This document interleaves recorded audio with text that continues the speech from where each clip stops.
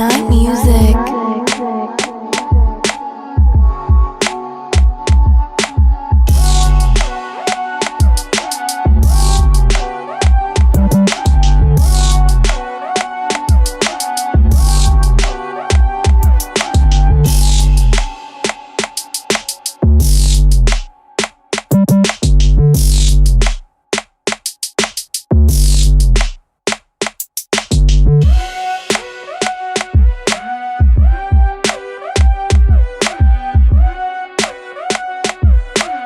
Midnight music.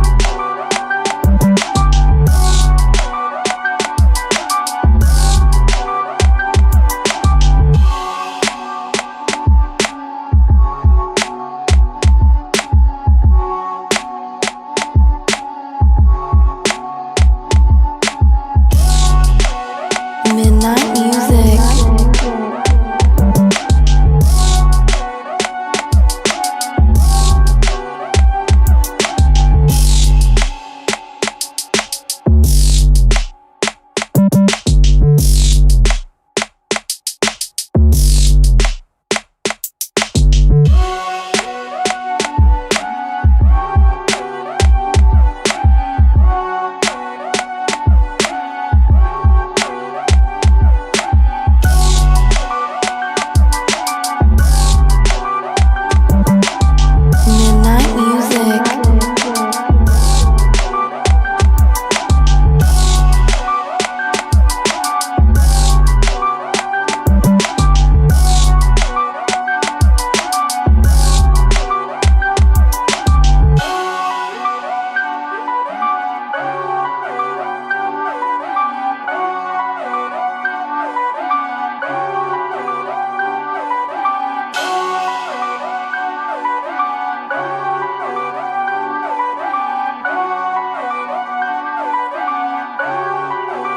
Midnight music.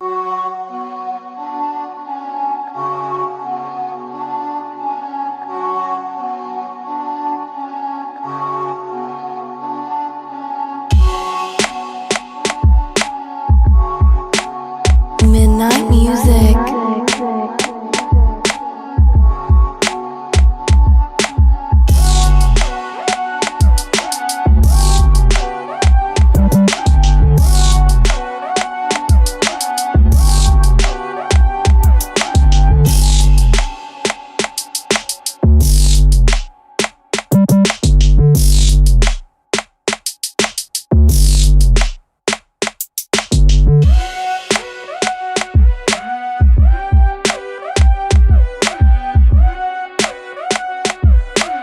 Midnight music.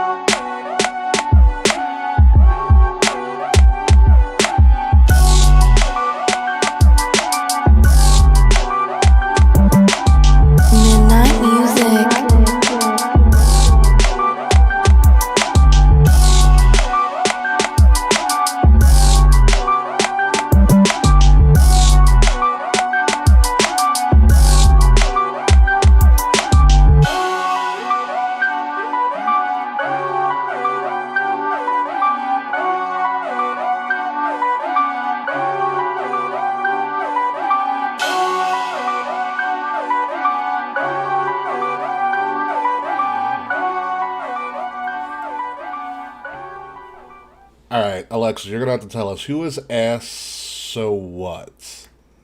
Apparently they are fans of you. That's our friend Rico. Hi, Rico. He has been on the show doing co-host stuff. If me or one of the girls can't make it, he is our satellite member, which means he does all the glory but none of the work. Oh, so it's kind of like Slack, or like what Slack used to be for us. Yeah, but we love Rico. Oh yeah, we don't like Slack. So he is. Yeah, Slack's all right. No, not that Rico. Not that Rico. Uncle Rico? Rico, I love you. I can't pronounce your full name, man, because I'm too white to pronounce it. Nice. But he's been like one of the biggest supporters of the podcast since it started, and he's a really sweet guy. So he's like my little brother. Nice. Taquan's never gonna play nice. I know. Yeah, I mean we'll try, but we'll see what happens. Taquan, now that I have your gamer tag on PlayStation, we need to get you, myself, and Charles doing a GM mode together. Come on, man. PC Master Race. Not happening. Even though I have like 4 PCs in this damn apartment at any given time. You got laptops. No, you have a desktop. I have a right? desktop. You have a desktop. I do. I produce the stream from the desktop. What's your build? What's your graphics card? Oh God, it's I don't fucking remember. I know it's NVIDIA something. I'll have to look it up and send you. I know we went through this when I bought it during the panorama, aka the pandemic. But it's there somewhere. Because I'll do play like Game Pass games on here for like I've done Flight Simulator on this computer, and it's wild. Yeah, Flight Simulator is interesting. Jazz's dad loves Flight Simulator. It's crazy. They're doing an update to Flight Simulator on Xbox coming up. I watched it during their game showcase. Where like you can actually like do different jobs of like different aircrafts. So you can like deliver stuff via helicopters and all this shit like that. Instead of just flying around. I don't know what it is about simulator games. Like surprisingly, God, what's it called? Power Wash Simulator is like what? You power wash things. That's amazing. Like it's just like your dad just power washing, like your house, like your truck, the lunar module on the moon. Like literally, dude, you just power wash. You just clean dirt off of surfaces. That's the game. That's it. I really thought it didn't get any weirder than like Goat Simulator. Goat Simulator's fun. Goat Simulator's fun because you're a goat and like you have guns and stuff. This is literally just your power washing. Okay, goats should not have guns. Have you ever played Untitled Goose Game? It's on the Nintendo Switch. No, I haven't. I've heard of it. You go around, you're this game, and it's like the art in it is beautiful. Like I can't really explain it, but it's just like you're this goose, and you go around town in this little village, and you cause absolute chaos. Like you steal people's like sandwiches and stuff, and then I got to like. It's scary because my daughter plays it, and she got to. Sorry if my phone keeps falling. I got it just before the. You're good. We've had worse. But I know last time it was my dog, and now it's my phone. So sorry about that. But at one point, my daughter was playing the game, and the goose had a knife in its mouth. And it starts running around chasing people, and she thought it was the funniest thing ever. I had to sleep with like one eye open. I mean, I also think it's the funniest thing ever as well. Goose with a knife. She just had this little sadistic laugh, and I was just like, okay, you're gonna go back to playing Minecraft here. Take this. Go back to Animal Crossing now. She's great. Like, it's funny. Like, she loves Animal Crossing. She loves Minecraft. She like can just talk about Minecraft, and I'm like, Meanwhile, I had no idea what the hell she's saying, but I'm like, because I remember when I was a kid, I was into a lot of weird stuff, and my mom kind of had to sit there with me. Yeah. She tells me that she goes, I love you. My mom told me, she's like, I love you, but God, Sailor Moon made no sense to me, but I didn't tell you. I'm just like, oh God. Sailor Moon was pretty popular. It continues into adulthood. I tried explaining Naruto to my mom when I was watching it like a few months good ago when I was at home. job. And Oh, I was like, Mom, don't worry about it. We're gonna watch Rick and Morty instead. It's gonna make even less sense. My mom liked Rick and Morty though. She's like, this show is funny. But like, it just so happened to be the episode where Beth is sleeping with Clone Beth, and it's like, oh god damn it. The one episode I watched with my mom is like lesbian clones. I was like, shit. But she was laughing. She liked it. It's weird when you get older because it's stuff like you think you can't watch with your parents actually start enjoying, and you're just like, what in the heck? I have a theory that the parents always enjoyed it, they just didn't tell you until you were old enough to understand why it was fucking funny. I just found out my mom still watches South Park. Like, I did not know that. She used to watch South Park with me and my brother because the thing was like, if I tell her no, she's going to watch it anyway because I told her no. And she told me the other day, she's like, yeah, I still watch South Park. And I'm like, really? Yeah, it's a great show. She's like, yeah. My dad loves Family Guy. So does my dad. She goes, I always liked that. I'm like, you told me you hated South Park. Like, you can't do this to me now. My dad just loves the asshole characters in all cartoons, so like he's a big Stewie fan. What the deuce? He thinks Stewie's a fucking riot. He is a riot. He likes Stewie. I think my dad's a huge fan of Cartman. Just all but asshole characters. This is one that my dad's a fan of. I miss Chef. Oh, Isaac Hayes. I think I got My it. dad liked Stay. wrestling when the Divas came out. Yeah. Your father was a great man, Freds. Cheers to that, brother. Yeah. I'm pretty sure everybody's dad appreciated the Divas coming out. Oh, yeah. Sometimes I miss the Divas. Just not that belt. Yeah, it's not the butterfly belt. Yeah. The rejected Barbie accessory. Yeah, which they made a take your time. What's that, kid? They made a custom Divas belt for like for the Bella Twins. Their signature series belt. Yeah. Your favorite what? It was like, ooh, really? Okay, love you. Okay, do you want to come meet these guys real quick? Yes, let's meet children. Maybe the first real child on the show. Slack's always a child. Slack is a Sorry. child because we did meet his dad on a pre-show once. Sorry, my kiddo came in and first she scared the crap out of me because she moves like a ninja. So How old is she? she is 8. She's going to turn 9 in October this year. Ooh. And Second grade. I miss second grade.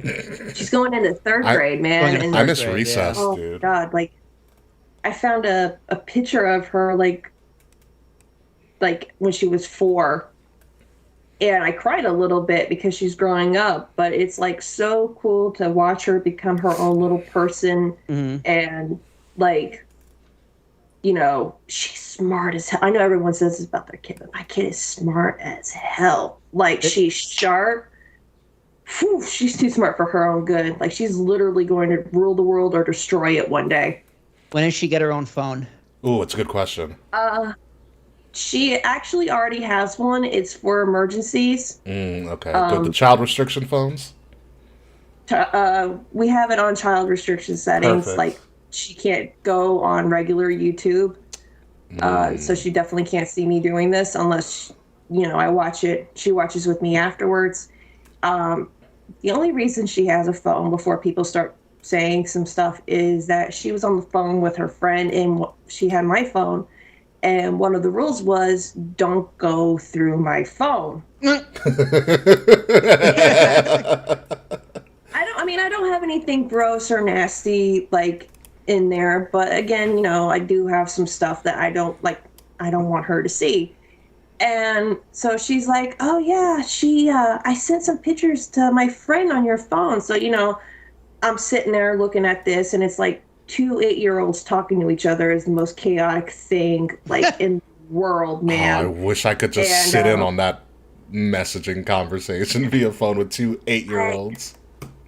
Oh my God, it's funny because I'm just thinking, like, what did I talk about when I was 8 with my friends? Like, nothing, probably. Listen, I don't I don't remember. want to remember what I I also talked. don't remember. I don't want Yeah, to I couldn't remember. tell you. I couldn't tell you.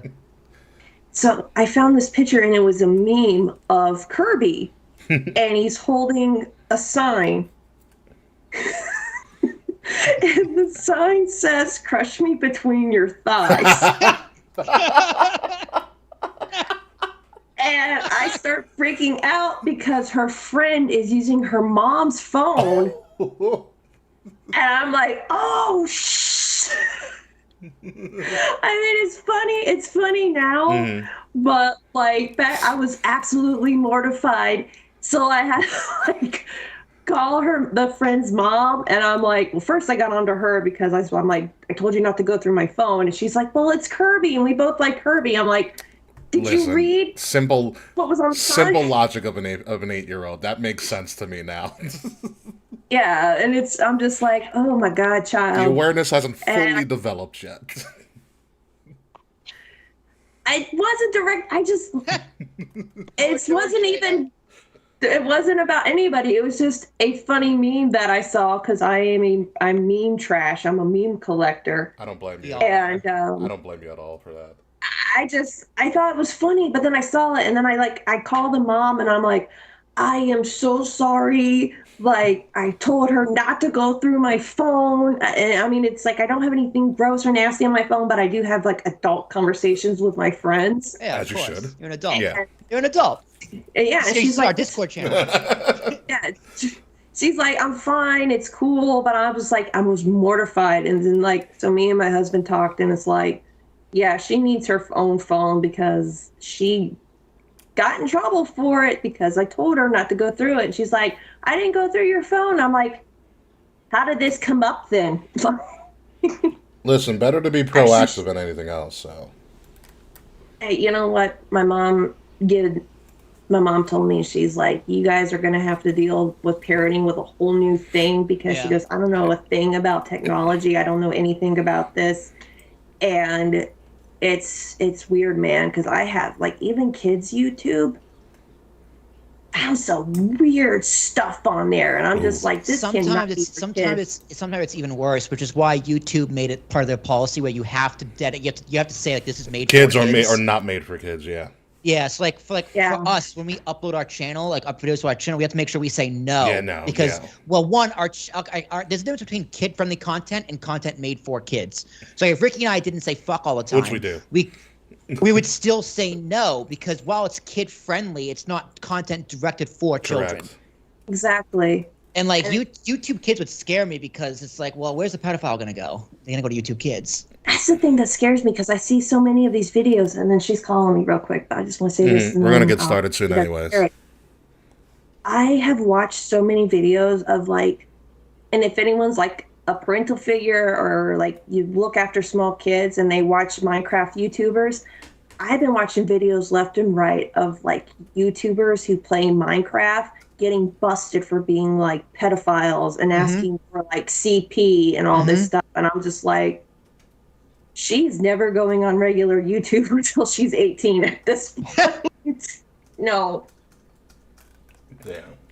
Plus, my husband has her phone linked up to his phone so he can see everything that she's doing. Right. So even if she tried I'm something glad things slick- like that exist because like I'm not a parent, but like I just something I think about quite often. Like, what age do I give a kid a phone? It's a great question. And it's just like there is no right answer. Like I tell my girlfriend, it's like, yeah, it's whenever other kids get them. Pretty much, it's gonna be my answer. Yeah, there's a mean, lot involved with that. When to give your kid a phone? Yeah, she's really great with this. She takes better care of her phone than most adults that I know of. Yeah. Like But- those parental restrictions and like phone mirroring and stuff like that. Like I'm very glad those things exist because I'm more gonna like shit like a fucking hawk when I have a kid. It's gonna be so paranoid. She's only allowed. You did what? She's only allowed to call certain people. I have to know who she gives her number to. I go through. I mean, sounds like an invasion of privacy, but I go through her phone when she's sleeping. I know her password. It's not that hard to guess. Hey, she's a child. Yeah. She has no privacy. Yeah, not until you're 18. Yeah, you don't I have. mean- Yeah, you don't have any. There's no freedom for you. I just like I don't want to do like you're under my house, you're under my rules kind of thing. I just want to be like, no, there's a lot of sickos on the internet, and I want to make sure that you're sick, you don't get involved with something. Better to be and- realistic than to lie. Well, Yeah. I'm not afraid to go to prison if someone messes with my kid. Let's just say that. So, but I gotta go. She's yelling for me real quick, so I'll be right back. Yeah. It's probably Sure, for take both. your time. Take your I'll time, be right yeah. back. We're gonna get started. Most of when our guest Alexis returns, we are gonna start with welcome. Thank you guys for joining us for the Meat Slapping Majesty pre-show. And don't worry, Rico, we are gonna have Alexis answer that question. Hopefully you stay, Rico, because we're gonna need some insider input since you are a fan of Down for the Count Wrestling podcast for great women who do that show on a regular basis. So this is one of our biggest shows of the year. It is our Money for the Marks. This is what our seventh or eighth one. Seventh one, right? I don't know I think it's the seventh Whatever. It's one. one of the shows we really look forward to. So we're going to talk a lot about that. We're going to do a little bit You're a of fish. do a little bit of an AEW recap because Forbidden Door was delightful. I'll say delightful. Yeah, the first one was 2016, so 16, 17, 18, Seven. 19, 20, 1, 2, 3, so 8. Was it 8? Yeah, because the 2016 is the first That's one. when Dean cashed Yeah, in, come right? 2016. Yeah, it's when Seth, Roman, and Dean all had in the same Yeah, night. yeah. That was also the same night that Cleveland won the title. The cow? Yeah, that was the Kyrie shot. Huh. Because remember we watched Money in the Bank, and then in one of your roommates in the other room were watching the NBA Finals, and we moved over and watched and we moved over and watched the finals real quick. So I totally forgot all about that. Yeah. To be honest, I had no idea. Yeah, it was a weird night. But yeah, no, that was great. It's our 8th annual Money for the Marks. Now that I know the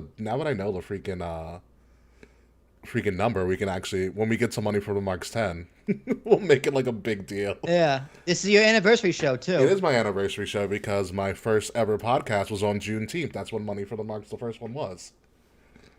Yes. Oh, God, I remember that intro, too, when I realized it was Juneteenth, too. Because do you remember that intro I did? Yeah, I still listen to that. I listen to it every now I and was then. like, guys, it's Juneteenth. It's money for the Marks. I go, we freed the slaves. That's right. Like, we freed the slaves on wrestling podcasting. This is the 8th Money for the Marks, but the 7th anniversary. 7th anniversary, yes, that is correct. Yes. So this is Money for the Marks 8. Yes, Money for the Marks 8. There we go. Yeah, that's it. All right, Money for the Marks 8. Are you ready to go? Ready to get the show on the road? Yeah, let me start recording. That's kind of what I do That over would here. probably be a good idea. All right, I'll go. All set, ready? Yeah, I'm good to go. Starting in 5, 4, 3, 2.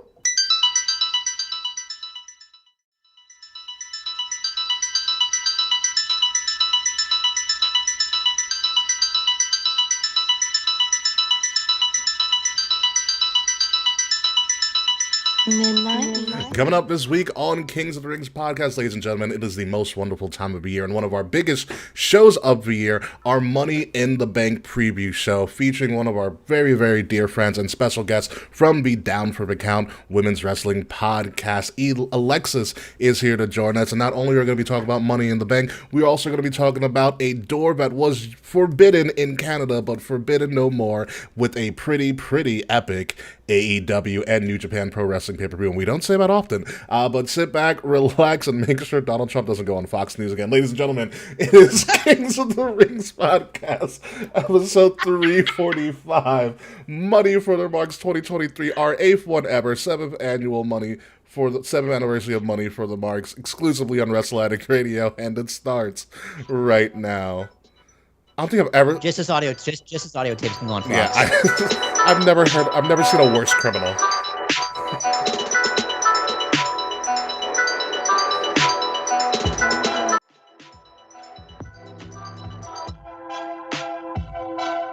Oh, the hamburger. I mean, seriously, the Hamburglar is a better criminal than former disgraced President Donald Trump. Like, the Hamburglar. I know, man. He's got away with it this long. So, like, he's wiggled out of every single crime he's ever committed. Nah, I think he'll be he's all dead right. to rights now. He's dead to rights. I mean, the hamburger is more of like a meth head or a crack head. That's the energy he gives me. I mean, he's just trying to steal people's food. He's not giving out, like, government secrets or anything like that. Dude, the crazy thing is, he's gonna win a nomination from jail. Like, that's the crazy thing. Hell, Yeah. America. Yeah. America, crazy time. Ladies and gentlemen, welcome to Kings of the Rings podcast, episode number 345. Money for the Marks. It is one of our biggest episodes of the year, if not the biggest episode of the year. It's actually the episode, or the name of the episode that we continually do, besides Rumble of Royalties, Money for the Marks. It's the episode that I debuted on like 8 years ago, which is kind of fucking nuts. Of course, I'm your host, King Ricky Rose, and we are with a special guest this week. Kayfabe will not be joining us, but we are going to be joined by one of our esteemed guests who has been on the show before. She is representing the Down for the Count Wrestling podcast, and she goes by the name of Alexis. Alexis, how are you today? Doing good. How about yourself, man? I missed you. Yeah, we missed you too. You're great. I'm glad we're like TikTok friends. We send us really dumb memes and TikTok videos all the time. So, but it's good to have you back. That's the best thing to use TikTok for, honestly. Yeah, It's the only thing to use TikTok for. yes. Yeah, TikTok has saved my life this year. And of course, always with me, with 77 days since his last incident. Congratulations, Will. You are progressing very, very well. Will Tarashak, how are you? I don't even remember what the incident was. What was the incident? I don't even remember. What did I That do? is for me to know and you to figure out. It's going to be great. Oh, God. Well, actually, I know we don't want to talk politics on this podcast, but imagine if Trump's a felon, he won't be able to vote in the election he's going to win. It's big if. meaning the primary. So, riddle me that one, Batman. What a country. My name is Will Tarashuk, T as in Thomas, ARASHUK, a professional podcast host, here for another fun, adventurous episode of King's Wings podcast. Very excited. Yes. My favorite show of the year, man. I thought it was last week. Yeah, no, this is going to be a great show. And yes, Chris, that was the Ambrose cash-in night when all three members of the Shield held the It's the title. night his career ended. That was my favorite Money in the Bank, honestly. Yeah. Just that end was just so, I don't even know. It was like emotional. Yeah, I remember Will just screaming. I don't want to fall. Yeah, I did that. What a first impression it gets. Literally the night we met. Yeah, that was the night we met. That was the night we met. I had just moved up to Tennessee. I was staying with my mom, and I had just got back into wrestling. So like Ambrose was my guy. And I screamed when he won Money in the Bank. And when he cashed it in, I woke up my mom, my dad, my daughter, who was a baby at the time, the dogs, like they that night. And I think that was just a feel good moment of Money in the Bank, honestly. Yeah, all right, so a question for you, Alexis. Since you being a female-bodied individual, what is the John Moxley, Dean Ambrose lore?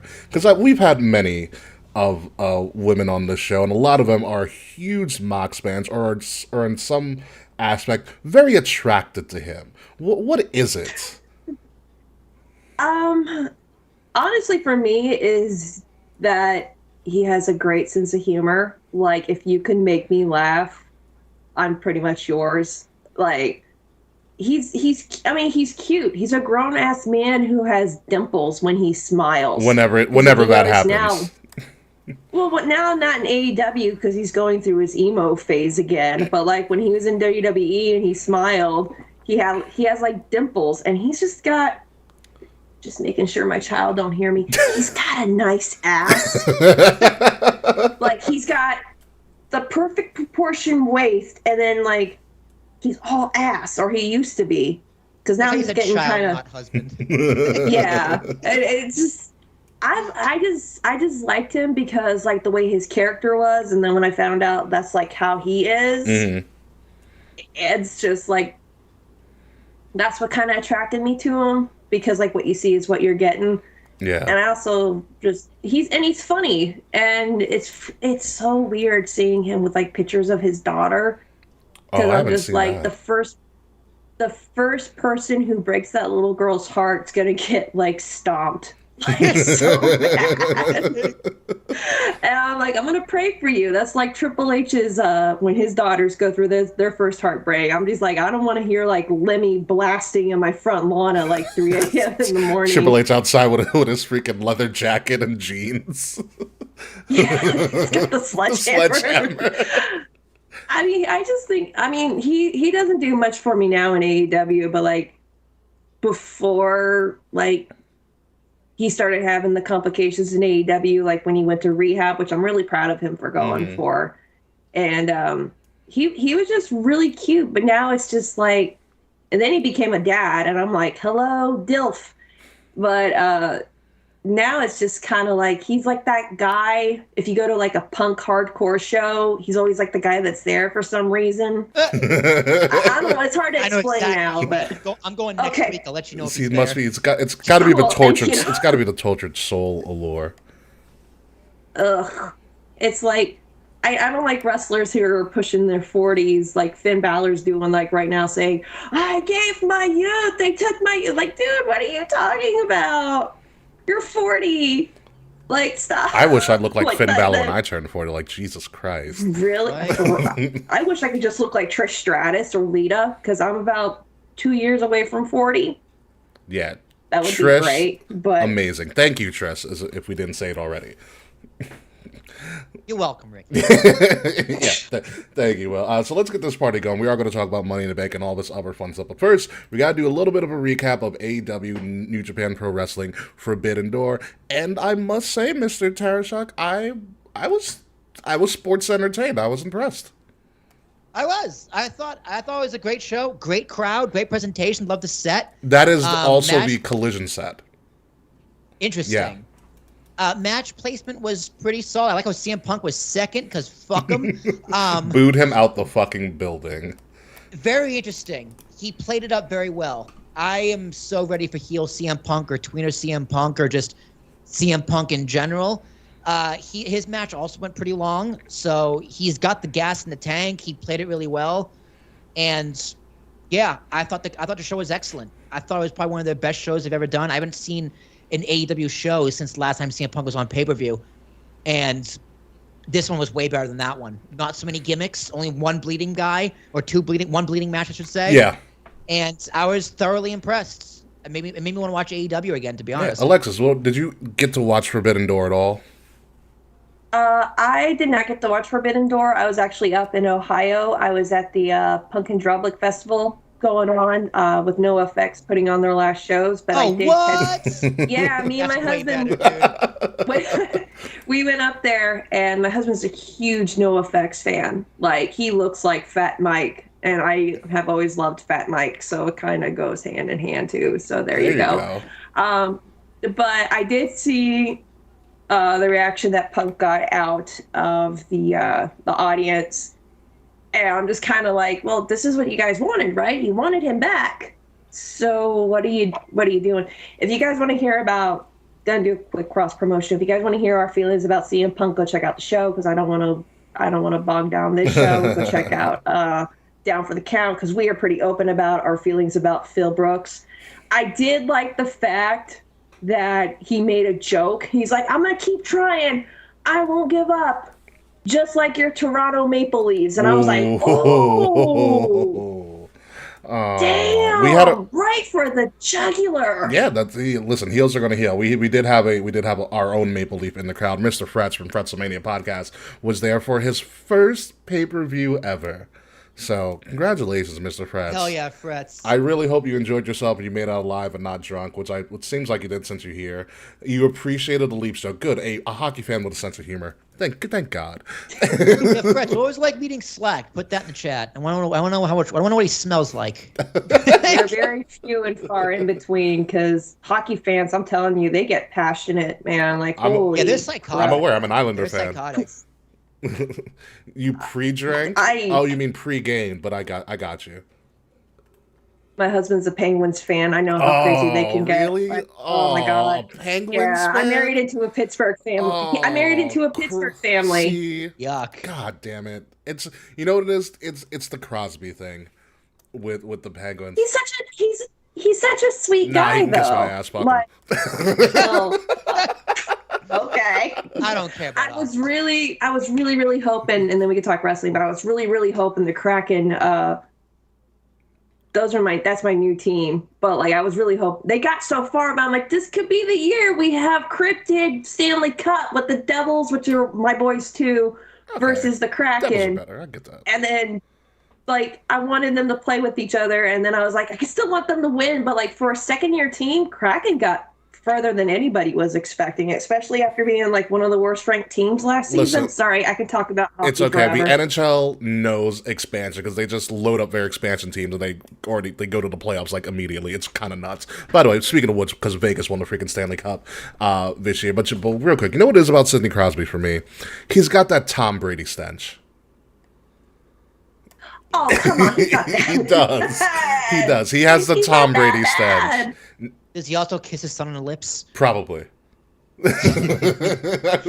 Okay, him can agreeing we- against Titus O'Neil. Yeah. Can we all just say that we don't like Alexander Ovechkin, though? Can we all agree on that? Listen, I like I Ovechkin respect as a- I as a- respect as Ovi. the most mid hockey fan ever. I think Ovechkin's the shit. I respect Ovi. I think Ovi's a fucking great player. That man's an assassin on the ice. Yeah.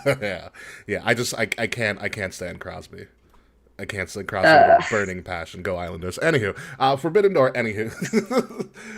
Back to Forbidden Door. It was actually pretty good. Like Will said, match placement was kind of a little off. Like for instance, like Bryan Danielson and Kazuchika Okada should be the proper main event for all intents and purposes. Like those are the two biggest draws, and it was the main event. The only problem was your hometown Canadian boy Kenny Omega and Will Ospreay stole the show and put on a main event match on not the main event slots. Like, well, they threw out Sting and Jericho to kind of cool them Oh, down. that and cooled down a lot. Yeah. Oh. Yeah. I heard that match was not the other one, but I heard that the Jericho Sting one was like the stink of the night. Yeah. Yeah. Yeah, it was one of those things like you look at that match and you look at the people in that match, and that would have been a fantastic match 8 years ago.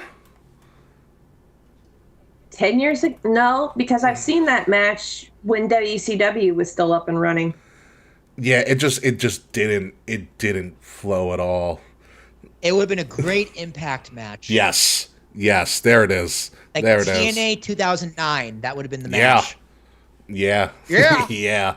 Oh man, can't wait to talk about that guy. Which I didn't know he was actually in the PC like 10 years ago. Really? Yeah, he was fired from WWE. We'll talk about that in a second. But Forbidden Door, I was no I was way. really impressed with it. JAS versus Hot Topic was not good. That's a very good analogy there, friends. Very is pretty good funny. analogy. That is pretty funny. Sting keeps no-selling going through tables, and I don't get it. He's too he's too old to move. Like this, Yeah, I feel like he wears Yeah. hockey pads. he has to at this point. He's a fragile man. Like so he That doesn't does get, make doesn't like break his spine. Like that's why he probably can't move so well. He wears padding underneath his floppy t-shirt. It's a shame too. No, because if you notice on his legs, he's been wearing where it looks like there's been outer padding on his bodysuit, like around his thighs. Yeah. Yeah, he might, because I don't know. Sting is one of those guys.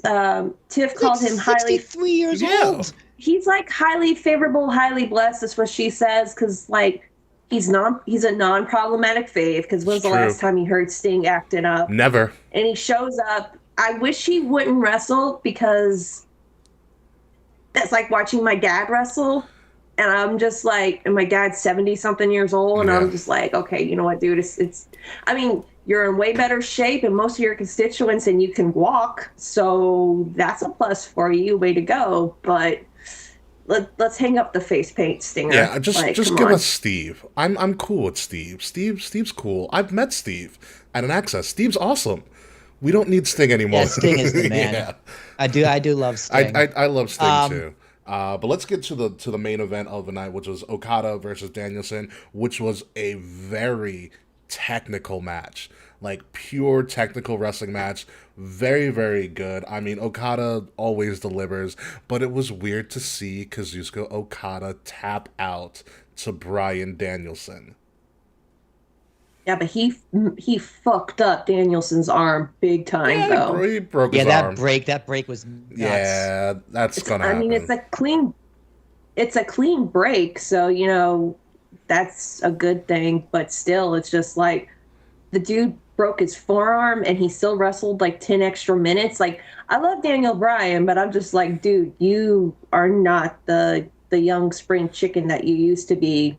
You got kids and a wife at home. Like, you need to maybe slow it down a bit, bro. Well, you know what he's thinking now? Well, that was fun. Time to go back to WWE and retire. Did my bingo halls. Now I'm out of here. Like, what else? Who else does he possibly have to wrestle? Like MJF, maybe? Maybe. He's already wrestled. Hasn't he wrestled in I don't know. Yeah. He might have. I don't know. Yeah. Like, what else is on his bucket? Because he went to AEW to do bucket lists, which, hey, man, I get Yeah. it. Like, I would have done it too, but at some point, it's like how much, like you said, how much is left? How much more do you got to do? Also, like Right. he's like Daniel Bryan's one of these people who He did have the Iron Man. Thank you, Freds. Daniel Bryan is one of these people who will will keep on wrestling until he dies, and someone has to stop him. And clearly, Brie hasn't been able to do it. Triple H tried. Oh, Goldberg. You know, and so it's one of those things where, like, I get scared for it because Daniel Bryan has had concussion after concussion after concussion. Now he's breaking bones. I'm just like, what is left for you? Like, you can, like, Daniel Bryan, you can hang it up. Like, we're good. Like, you can go, Daniel. Like, it's fine. Like, your legacy is solidified. I'm just worried that he's going to be in the ring too long and something completely catastrophic is going to happen to him. And that's the last thing, honestly. Like, if I like a wrestler, if I don't like their persona, if I do like their persona, at the end of the day, that is somebody's, husband, wife, child, grandpa. I mean, I don't know. It's important to somebody, and you don't want to see that happen. Like, the Ric Flair match with him and Jarrett. I didn't watch it. Nicole took the one for the team, so we appreciate that greatly. And she said the entire time he was like trying to breathe, and it looked like at one point he was clutching his chest, looked like he was having a heart attack, and I'm just like, Ric Flair will not stop until he dies in this ring. And I'm gonna say something really controversial. Go right ahead. You mentioned how Brie is kind of not putting the foot down. She tried once, and it got him out of WWE, and then he's in AEW. But he's still in AEW doing this stuff. And this is the thing that kind of irks me about another wrestling wife, but I don't want to say her name because she already gets enough hate, so I'm not trying to send hate to her, if that makes sense. I know who it is. Continue.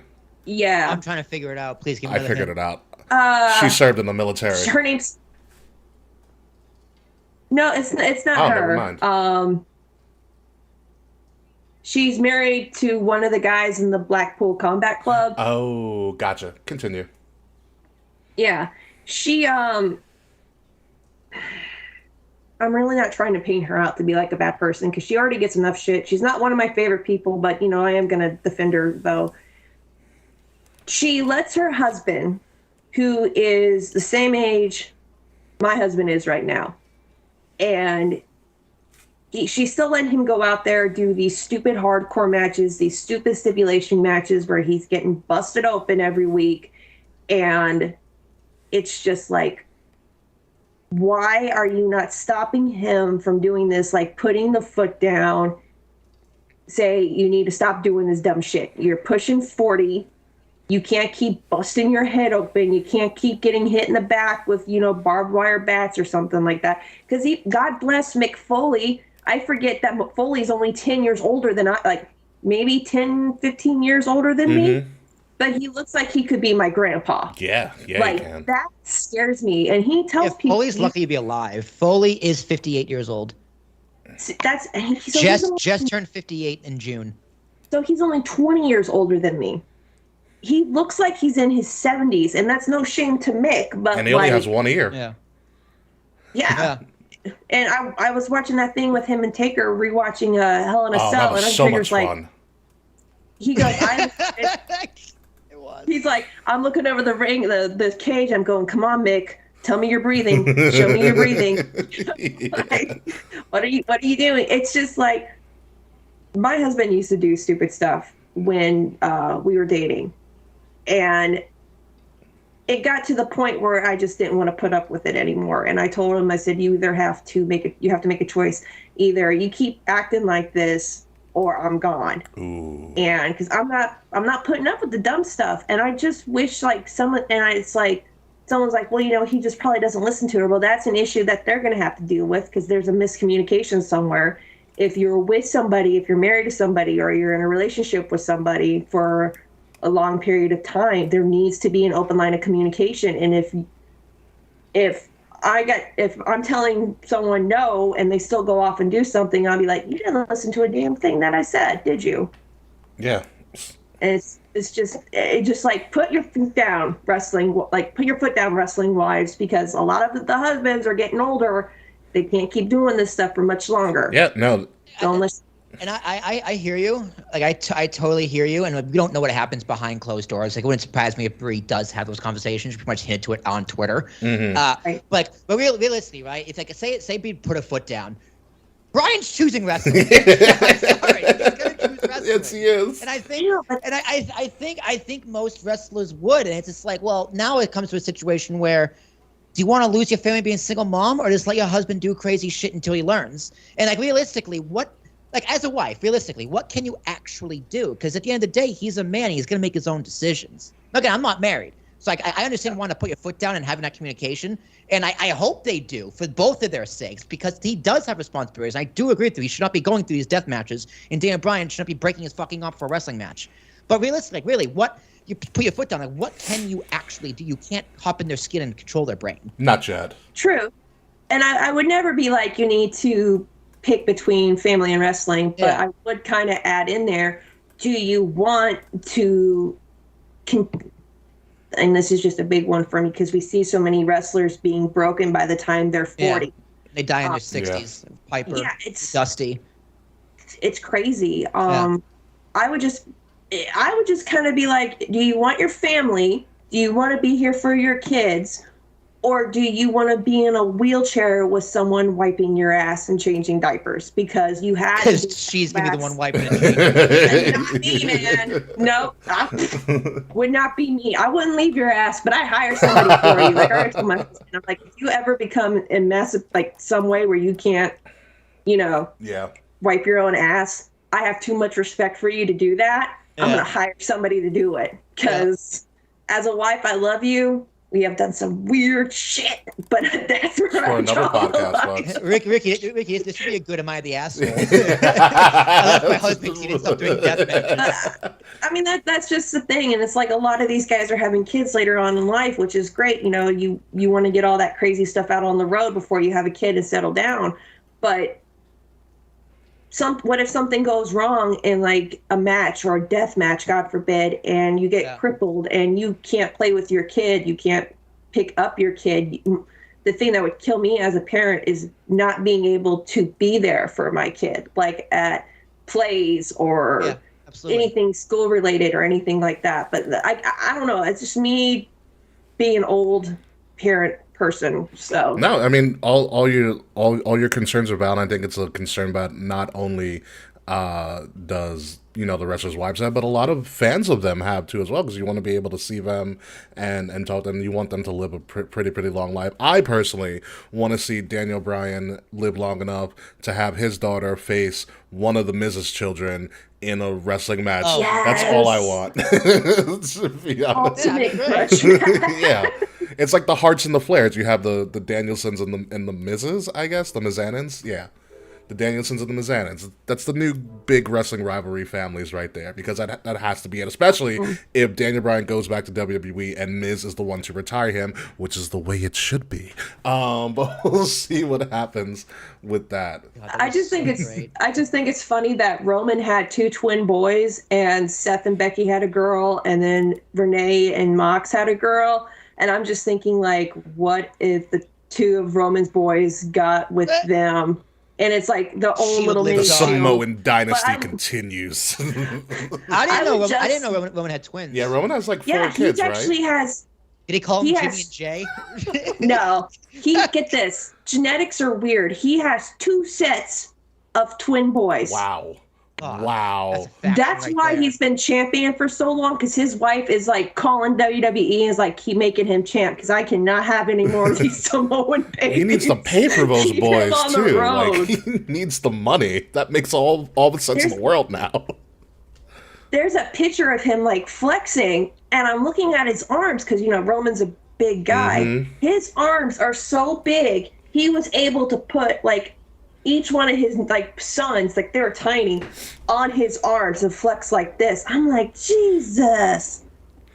Yeah, Roman has like And he 6 does have- kids. Yeah, Yeah, I knew Roman had a daughter. I didn't know he had a daughter. I didn't know he had 2 sets of twins. yeah. The Roman's got a lot of kids. She's funny. She's Roman, funny. Roman 'cause fucks. Dude. like That's why he takes so much his time daughter off. is just like so over True. everything. Everyone's like, your dad's Roman Reigns. Like that must be so cool. And she's just like, She's like, yeah, I walked up the ramp with him at WrestleMania 32. Everybody booed us. I get it. Let's move on. yeah. That's what it was. He brought his daughter after he won the title the first time, and none of us gave a shit about him at the time. We is still booed him. Yeah. And his stupid daughter. Hey, now. Yeah, it was great. But anyway, Forbidden Door, folks, check it out. I don't think you'll be too disappointed by it. It was a really good show. Looks like they're getting things together. Next up on their docket is All Out, I believe, from Wembley. Yeah, it's a month or so. Yeah, Quick side break. MJF, great match. He had a really good match. Great storytelling as always. Yeah, no, good job for MJF. Real fan of him. His theme song is really catching on to me too. I am enjoying his theme song a lot more. Yeah, it's catchy. It's catchy. And I think not too soon after All Out, it's gonna be All In. I'm like, wow. All In. Yeah, they're doing a full week in Chicago, which is like, dude, why don't you just kill the market after it's already dead? Yeah, guys, here's the thing, TK. Space out your pay-per-views. You only have 4 of them. What are you doing? Space them out. Not only that, it's like, I know you can't sell out anywhere that isn't Chicago or overseas, but at least try. Seriously, make an effort, Tony. Make an effort. Like, yeah, I think there was 14,000 people I said on TV in that It's a good arena. crowd. It looked full. It's a good crowd. It looked really The top full. wasn't that full. I don't know. Freds can confirm for that for us or not. Maybe. The camera angles were good. Yeah, Then. no, they learned. They learned. They still have a problem where they shoot their cameramen. Like, if you watch WWE programming, you never see cameramen. Unless ever. they are rare. mistakenly in the way, and then like you have someone like Randy who's like, get the fuck out of the way. Yeah, like, or that's just on purpose. Yeah. But like AEW, I just noticed because I'm like working production and shit. I was like, oh, this cameraman all over the place. Like, Right. sloppy. I honestly think a lot of the camera guys in WWE is like planted because Oh, no way in hell. That camera equipment's way too expensive. Yeah, I mean, it's just like the wires and everything. Like, I got a buddy of mine who works in production like you does, and he's like, there's no way that all those wires should be hanging out for no reason. And I just, AEW still has a lot of the technical stuff to work out with. They need a better commentary team. I'm sorry. I will say this. Taz is fine. Horrible. I mean, Taz, I've always enjoyed Taz as he brings the technical side to it. I'm going to say this now. I'm so glad they got Kevin Kelly. Kevin Kelly needs to replace JR. Yeah, Kevin Kelly is pretty excellent. Yeah, Jungle Boy turned heel to I don't care. Unhook, okay. Yeah, like after the match, one punch, then crowd, give me attention. It's like, no, dude, beat him up more. You want to get booed? Do something. Don't be like, go like this, like you're fucking Chavo. Ooh, Chavo. Ooh, Chavo. Oh my god. Chavo's too bad being mad at Ray for bringing back the LWO because he's not a part of it. Anywho, yeah. Thank you. Thank you. Yes, Forbidden Door, very good. Go check it out. But let's move on to the reason that we are here, the reason for the season. It is Money in the Bank weekend. WWE is putting on Money in the Bank live from the O2 Arena in London. It is going to be Saturday at 3 p.m. on the East Coast in the States. So thank God it's not at like noon like it was for was it Crown Jewel or whatever? No, for Night of Champions. Sorry, totally forget. Night of Champions. It was Night of Champions. That was Saudi Arabia. Yeah. That was. Are you talking about the NXT? Was it the NXT one that came out? No. Night of Champ, because you had Gold Rush was NXT. Night of Champions was WWE, and that was in Saudi Arabia. Clash of the Castle. Yes. Yeah. Clash of the Castle was the last one in Europe, but they are coming back for London O2 Arena. I'm very excited for the matches. I'm very excited for the crowd. Like, London crowd is an amazing crowd regardless. And now you're going to bring bring the fifth major WWE pay-per-view, because this is the 5th major, to the London crowd, they are going to go absolutely bonkers and ballistic. Not only that, Money in the Bank is one of my favorite shows of the year. I know it's Will's favorite show of the year. Will and I were fortunate enough to road trip to Money in the Bank in Connecticut.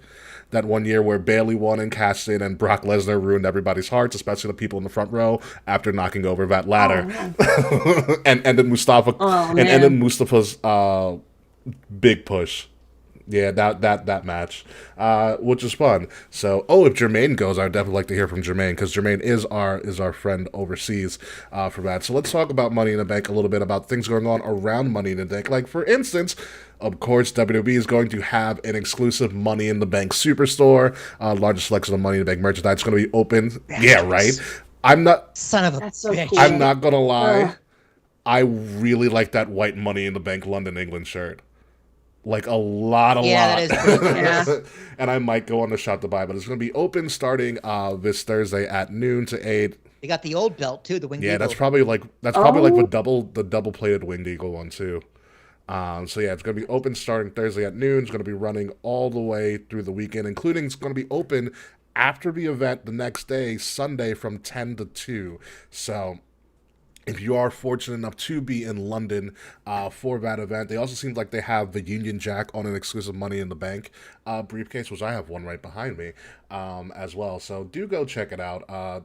Listen, if you've ever been to a WWE Superstore, especially for WrestleMania, it's amazing.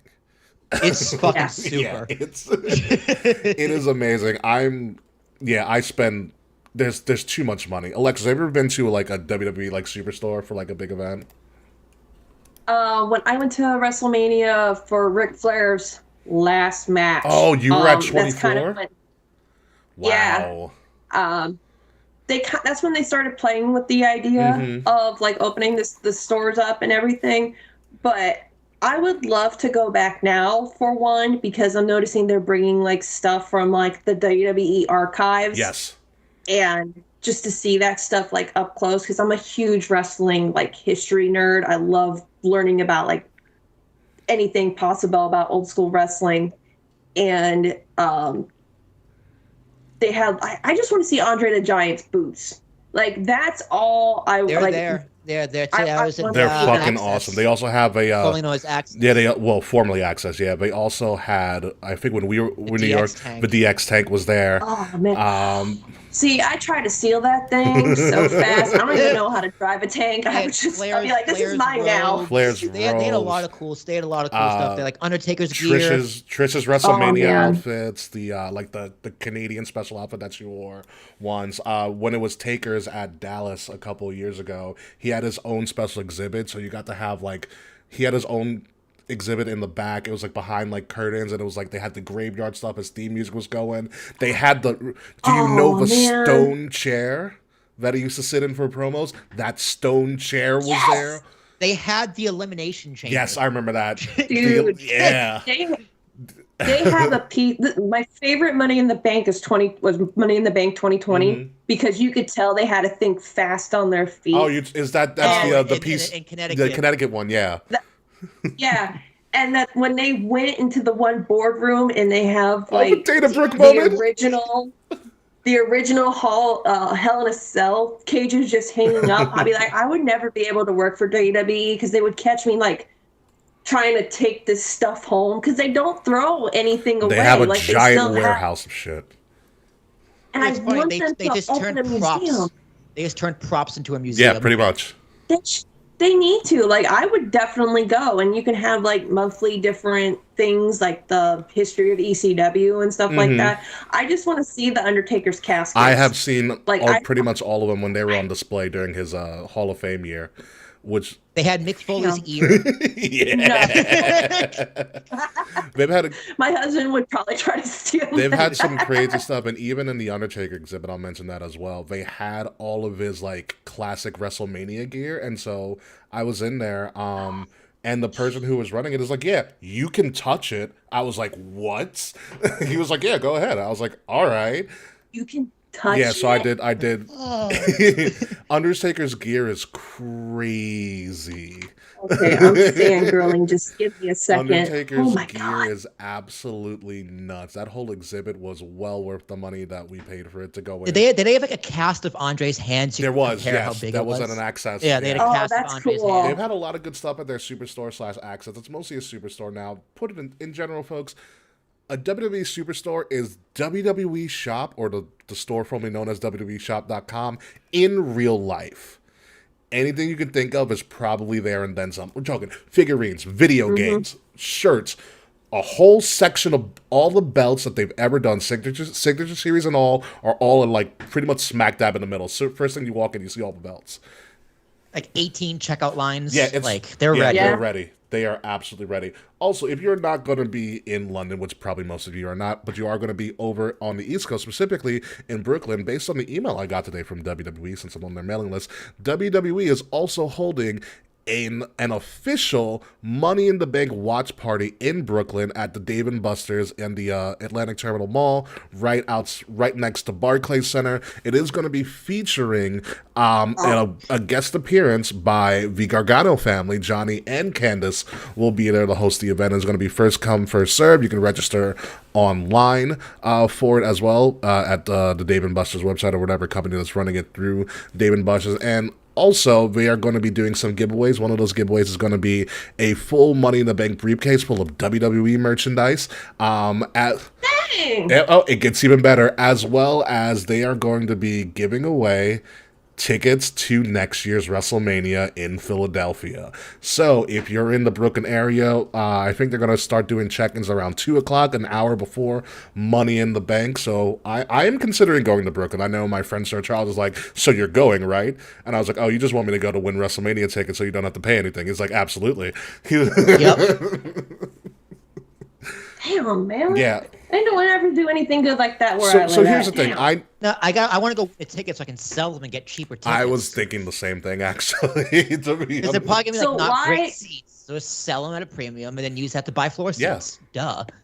Why is Candace hosting and not in the Money in the Bank ladder match? That's what I need to know, why she's not in this match. I don't know. Yeah, why isn't she wrestling? She's not on TV ever either. Yeah, I don't know. I think she might be taking it easy still with Quill or whatever. And neither is So Johnny. maybe- Johnny's not wrestling I either. think Johnny's coming back to help with Ciampa soon. Now that Ciampa's back, thank God. There are rumors that a DIY reunion is going to take place. Rico, great comment, because Mayor Kane doesn't do handouts. He wants y'all to pull yourselves out your bootstraps. Good job, Rico. I hate the fact that this guy's my Oh, mayor. Jesus Glenn. Christ. Oh, Glenn. But so here's the thing. Oh, he's not a good politician. Come on, Kane. No. The best thing Kane sucks. The dude. best thing about Mayor Glenn Jacobs, or AKA Kane, there's someone who trolls his Facebook page. Oh yeah, I've seen that. All It's the really time. funny. It's really funny. Okay, kiddo. Yeah. So the here's the other thing about WWE's thing. So I'm on their mailing list, but they also kind of know what region of the US that I live in. So I'm not sure if this is the only official watch party that they're doing. It is a possibility that they are doing other watch parties in other major areas. I doubt it, but this also might be a pilot to see how well they do, because they've never really announced like we're doing a watch party ever. The one in Orlando has Jinder Mahal and Veer. Yeah. So it is very possible. But if you guys do go, I might be there. I'm not. I may not. I don't know yet. I'm still up in the air. But it is interesting, especially if you want to win some WrestleMania tickets. Also, hang out with Johnny and Candace. I've hung out with Johnny and Candace. Will and I have hung out with Johnny and Candace. Yes, we have. He's awesome. Awesome man. Awesome, real They're down. excellent people, but not worth going to Brooklyn for, dude. I hate going anywhere past Manhattan.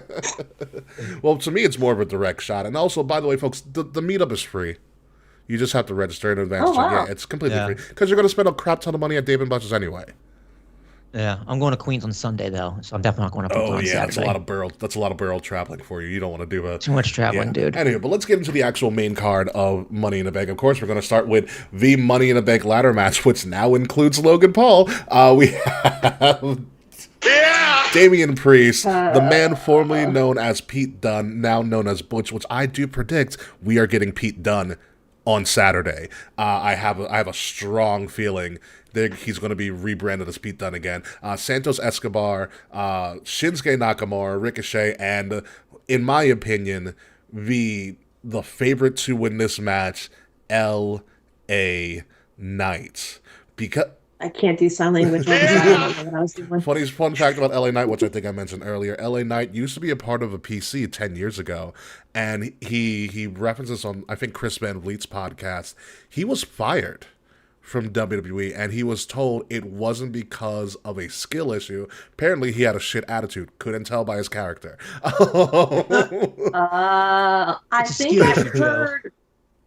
I think I heard rumors about that. Like, he was a real dickwad back in the day, but he's kind of mellowed out now. He had a shit attitude, so he pretty much got forced to go to Impact, became world champion, and then they wanted to re-sign him again, but they also weren't going to up the money that they had first offered him.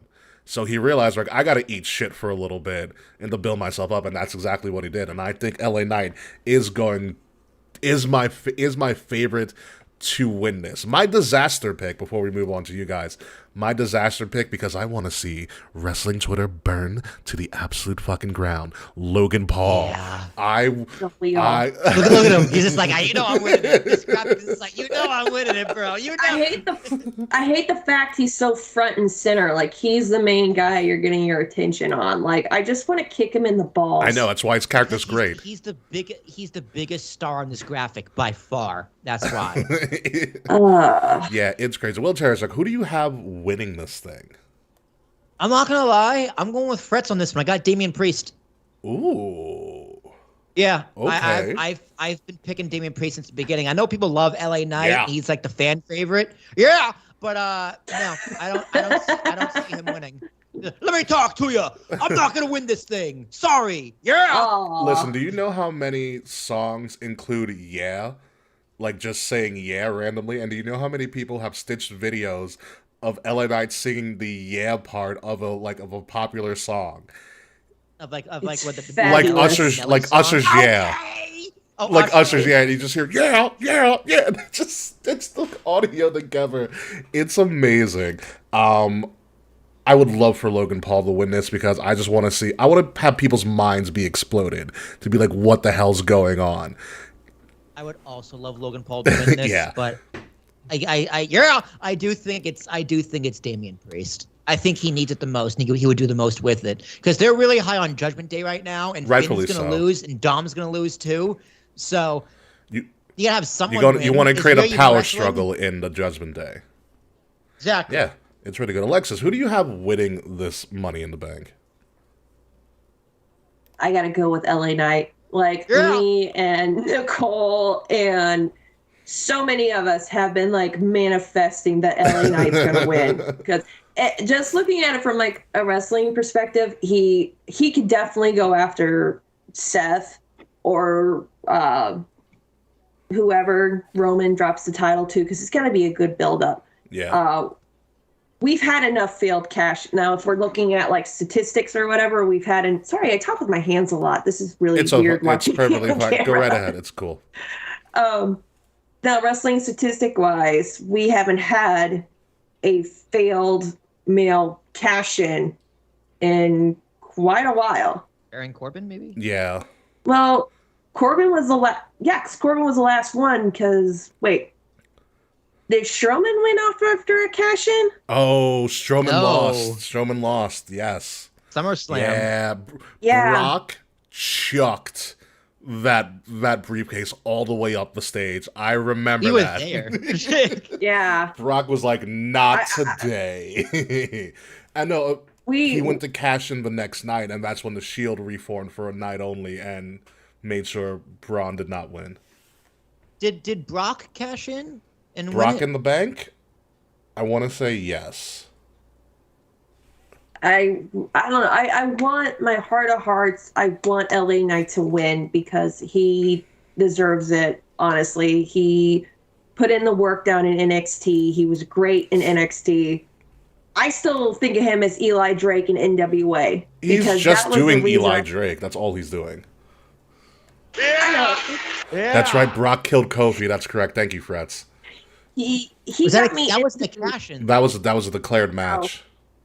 Yeah. Yeah. That was just, hey, SmackDown on Fox. Yay. I don't know. I mean, I would really all the excluding Logan Paul. I would not like it if Shinsuke won because Shinsuke's kind of on his way out. Because he does. I mean, he said he just wants to wrestle for a couple more years and then that's it. Priest. It would be a shocker if Priest won, and then Finn loses. And then like story. that power struggle. It's a great story. That power struggle within the Judgment Day. I don't want Logan Paul having it. I don't. I don't like him. I hate the fact that he's actually good in wrestling. Everybody does. But you can't deny how good he is now.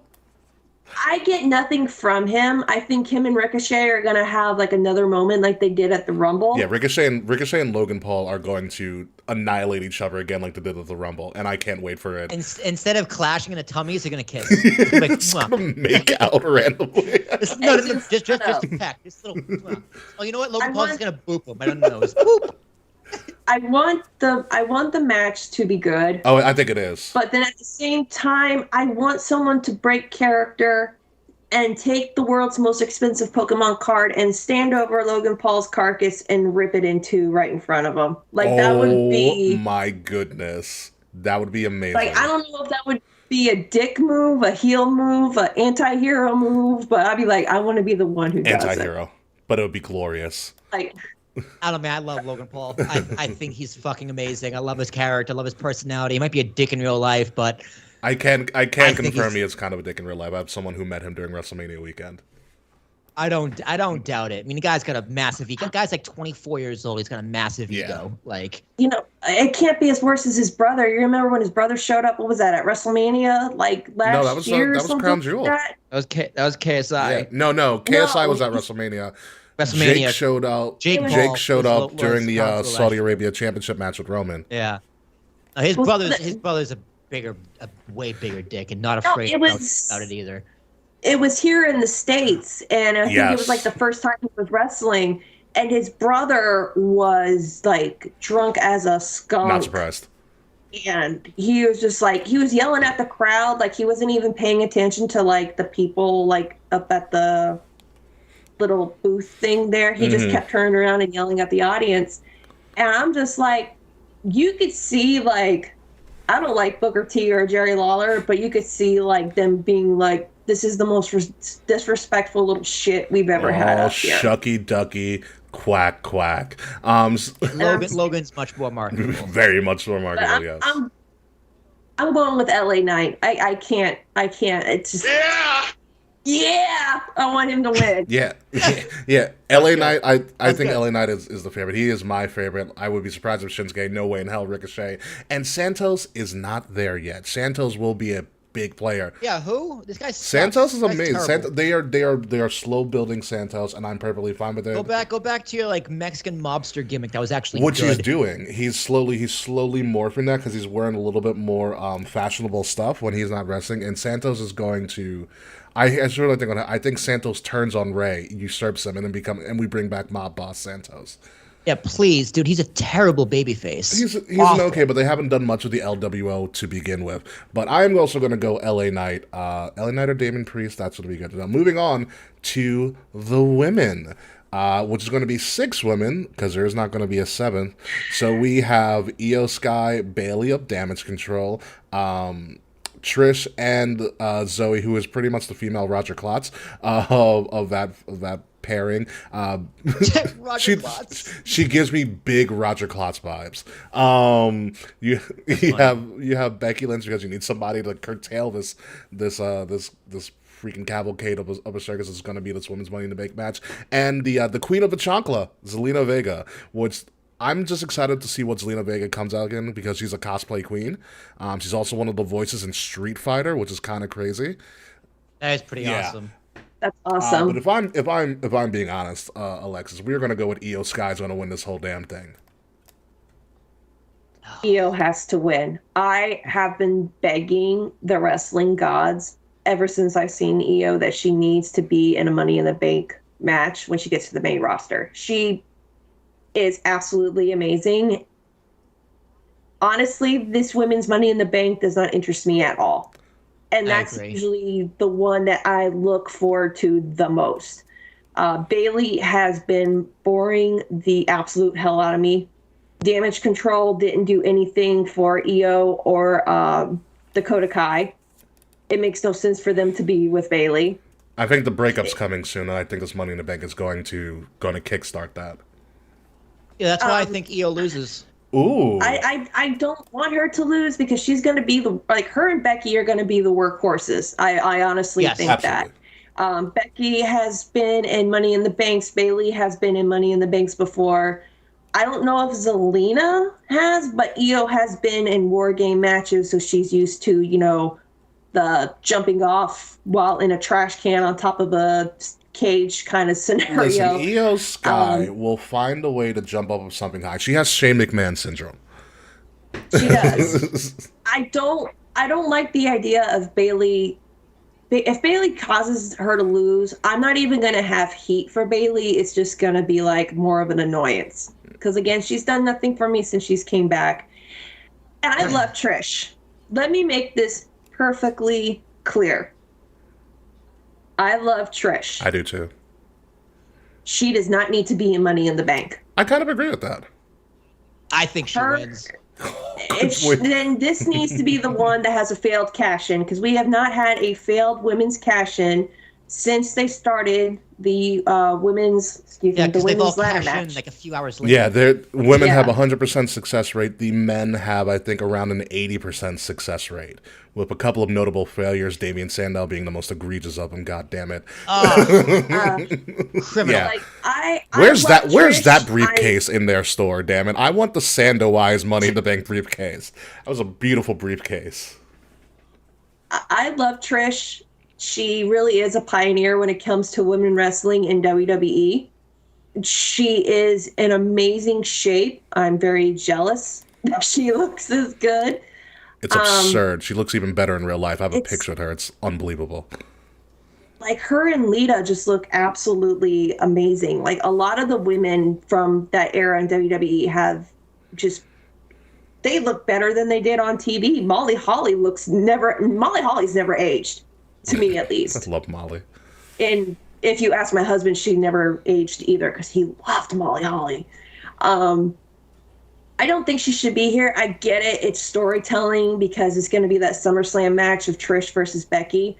But we already got Trish versus Charlotte. And I'm just kind of like, well, what's the payoff for this? And Zoe being with her, I know it's because Zoe's not strong enough to stand on her own on the main roster yet. She's still working shifts at Applebee's. Not with that jacket. She got enough. I She just- definitely is a manager now at Applebee's. That jacket is phenomenal. The 2-color jacket, love it. I just want to know, because looking at these matches, you had this, and then you had Natty, and I'm just thinking Natty. like, and I'm not trying to sound like a bitch or anything, but why is Natty need to be in a Money in the Bank match? You have Piper, you have Nikki, you have Chelsea Green, who has really grown on me, believe it I or love not. Chelsea Green.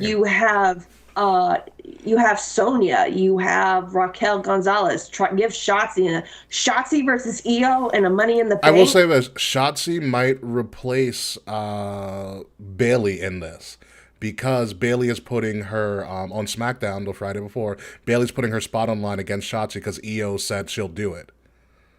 So Shotzi might be a last-minute addition. I do agree that Piper Niven, it's freaking London. Put Piper in the damn match. I don't want to see Piper climb a ladder. She doesn't have to climb. She can just do a splash off of it and kill like Zelina Vega. It's going to be a great visual. But no, Piper needs to be in this up. But we might see Shotzi. That is the only caveat to this. We might see Shotzi be a sleeper. Bailey might still get involved and try to like fuck with Io, but Shotzi might be involved in this as well. I needed Candice LeRae in this match. I'm sorry. Candice is perfect for this match. She is so tiny, and that woman will literally throw herself with her bionic knees and use the baby as like a weapon. I don't know. No, I've seen Candice on the I indies. just- Candice has done some wild shit in like intergender matches. Like Candice gives zero fucks about her body. she's like 4 foot nothing, and it's just like she's so She is little. very petite. He was The way she sold that what was it, the chiropractor that Cedric Alexander does, and she went flying. I've seen that. I'm like, damn. that. Yeah, I know what you're talking about. You know Cedric's well, you remember Cedric's finisher?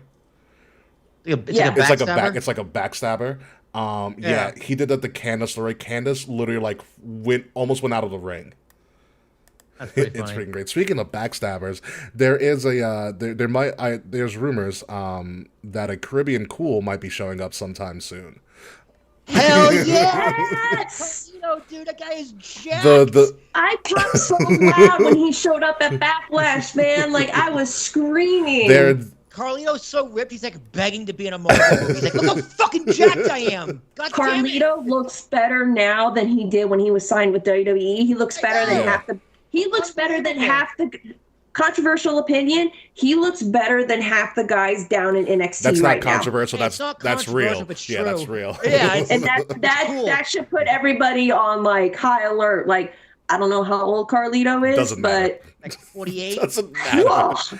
Doesn't matter. I mean, like, get your ass to the gym and get like at least a 6-pack. Like, I appreciate the dad bod, but you're gonna let this dude steal your girl. Tell that to Okay, Corbin. like, Carlito is 44. Yeah. So Damn. he's right in He's not his aged prime. either. The rumor is MSG SmackDown next week. Hell yeah. That man. is the Caribbean Cool rumor. Like I said, unconfirmed by any credible sources, but that is potentially a rumor. Meltzer, you tell me Meltzer's been wrong before? Yes, absolutely, all the time. So yeah. Meltzer, I hate that guy so much. Everybody does. So does Io's got to win this in any way, shape, or form because I can't see anybody else exactly. In Dude, this. it's going to Trish, man. I wouldn't mind Money in the Man. Money in the Man. Trish, I also like Money in the Trish- Tank if Shotzi's in it. Trish has got this. The only Trish thing I has got want from this, I want Io to do a replication of her War Game spot. I want her to like go to the top of the ladder, put a trash can on her head. Yes, with a trash can. Jump off. And just go. That was the most fun I've I ever mean, seen anybody have in any sort of match. She was so happy to put a trash can over her head and jump off the top of a cage. I think Lita's gonna come out. I mean, I can't tell you. I mean, I'm going with Io on this, but this one I'm really disappointed that I'm not excited for it. I think Lita's gonna come out and not backstab, but I think she's gonna get Trish back for the beatdown that she put on They're her. better as enemies. I'll put it that way. They are so are. much better as enemies. Yeah, they are better. They're better Now, as do enemies, I- but even better in a sex tape. Ayo, got him. Do I want a Lita and Trish match in 2023? No. No. Oh, But no. I want a She sex tape. Yes. Yeah. oh, God. All right, anyway, let's move on from this. Let's move on from this. We're pretty much going Team EO, except who's the Throw fact Ray that J in there too. no, we don't need to give Ray J any more. Made that other girl famous. Kim Kardashian.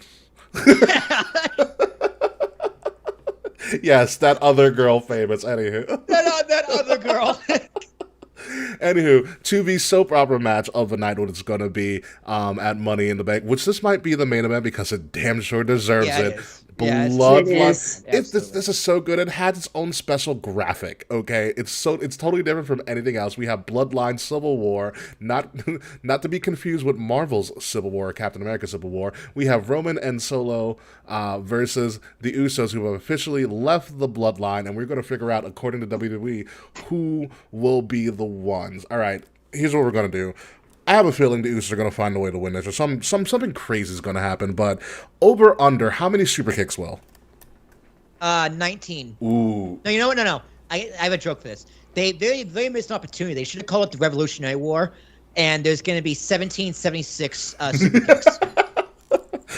And they have a cannon, so it's like do do do do do do do do kick do do do do do do do kick do do do do do Like, this is more of a Revolutionary War because the Usos are staging a coup, right? is They're it a leaving. coup? They're Well, no. Well, a revolutionized. coup means they're taking over, but they didn't. No, They not necessarily left. taking over. They're breaking off. Yeah. It's not really a civil war. Yeah, It is a civil war. It's revolutionary. No, it's war. a civil war because they're seceding from the bloodline. A coup would be a takeover. A coup would be they're trying to take over. Yeah, they're not They're trying to take leaving. over. It's They're- secession, so it's it's a revolution. Yeah, revolutions, Civil War. Because Civil War means you're going to unite again, Good call. Good Yeah. call. Good Right? call. I right? mean, no, civil just means like I don't know how you would define civil in this case because the way that I think they're trying to do it is that civil war is just a fight between family essentially, like how America's Civil War was like it's a fight within Right, it's a right. fight within the family. It's the same country still. Yeah. Whereas, like, but the Revolutionary War was technically in between family. It was England. It was all England. It was a revolution. Yeah, That's why I think this is more of a revolution than it is a civil war. I still say civil because that I think they're not calling it revolution because it stings the Brits a little bit too much. it would sting the Brits too much if they if the Usos or they had this match in like a harbor somewhere and they started throwing tea. Tea packets. Sorry, I'm a history nerd. Yeah. How many super kicks? 17.76. Alexis, how many super kicks? Oh my god. Also, good point. Grammatically speaking, civil war is an oxymoron. How can a war be civil if people are That's dying? also very true. That's the opposite of civility. Yeah, it's very, very true. There's nothing civil about war. But yeah, Roman wins. I think Roman wins. He took the L last time. Dude, you can't have Roman lose twice in a row. Are you kidding me? Guy's a tribal chief. He glistens. He glistens, Ricky. He fucking glistens. He does glisten. Look at him. He's glistening in this picture. He's so shiny. It's a lot of It's a lot of good Photoshop in there. Oh, it's like they put a mat on him. Over Matte finish. under, I think they're gonna do at least 20 super kicks. Oh yeah, that sounds about right. Like, because do they even punch anybody, or do they just kick them all the No, time? they do some punches from time to time. And the Young Bucks don't punch. Come on. The Oh, Young Bucks yeah. do not punch at all. Young Bucks kick and dive and flip. But yeah, 20 sounds about good. I'm gonna go with the Usos on this one, because if they're doing it the way I think they're gonna do, who have they picked who Roman's gonna go up against at SummerSlam? No, not yet. Okay, so here's how. I think I have an idea, but I want to hear yours. Okay, so this is what majority of the girlies and I are thinking, is that Solo is going to cause them the match, right? Roman's already like super paranoid as all out.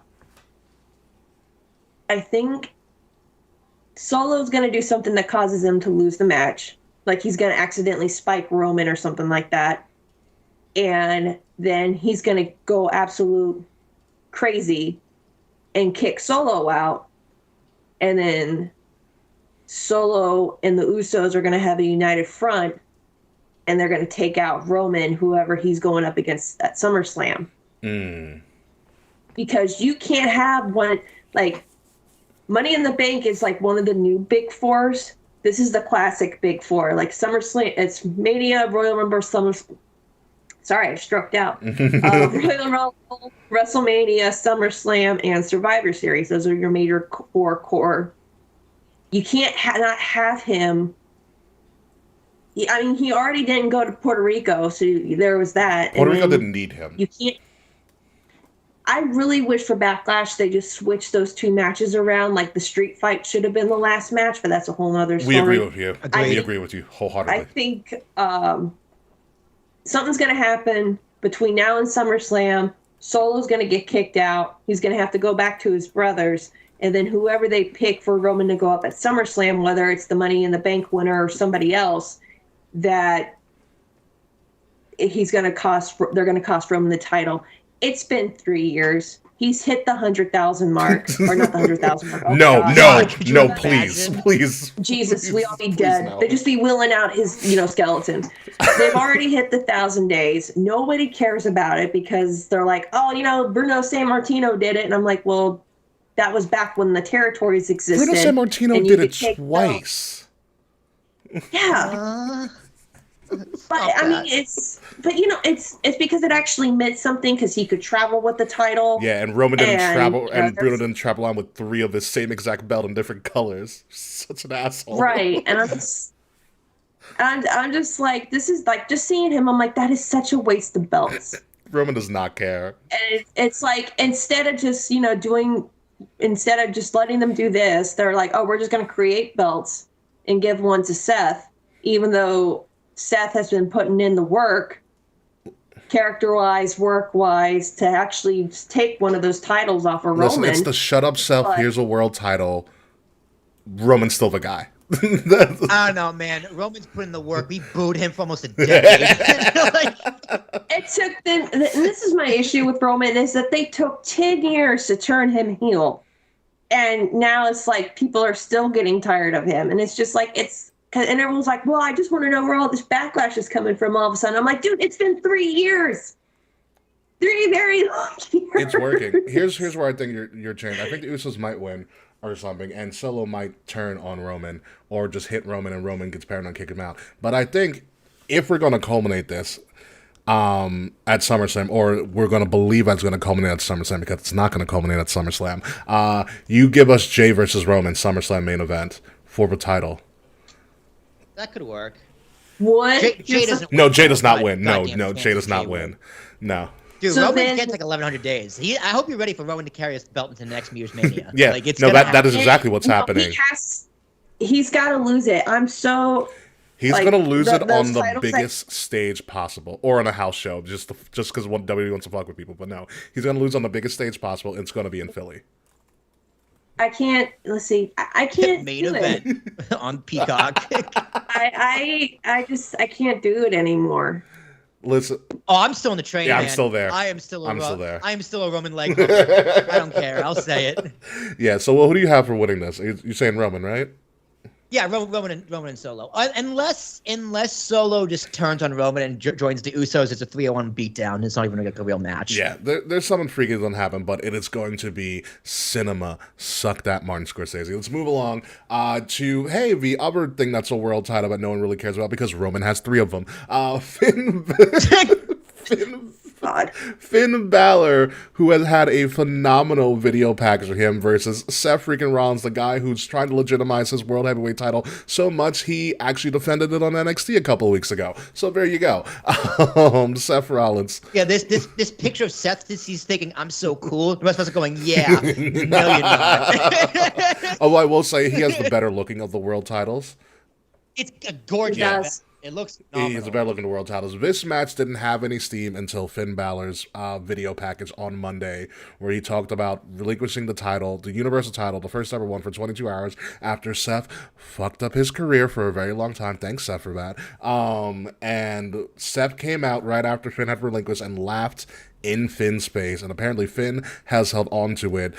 We are finally getting that Prince McDevitt again, kind of like Finn Balor 2.0 when he returned to NXT and had a crazy stellar run as a 2-time champion again. He said, Finn is so confident, he's like, I'm not even fucking bringing the demon back.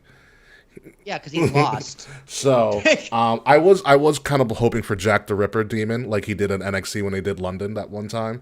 Yeah, that was Yeah, great. Jack the Ripper demon was really fun. This match caught a lot of steam really quick.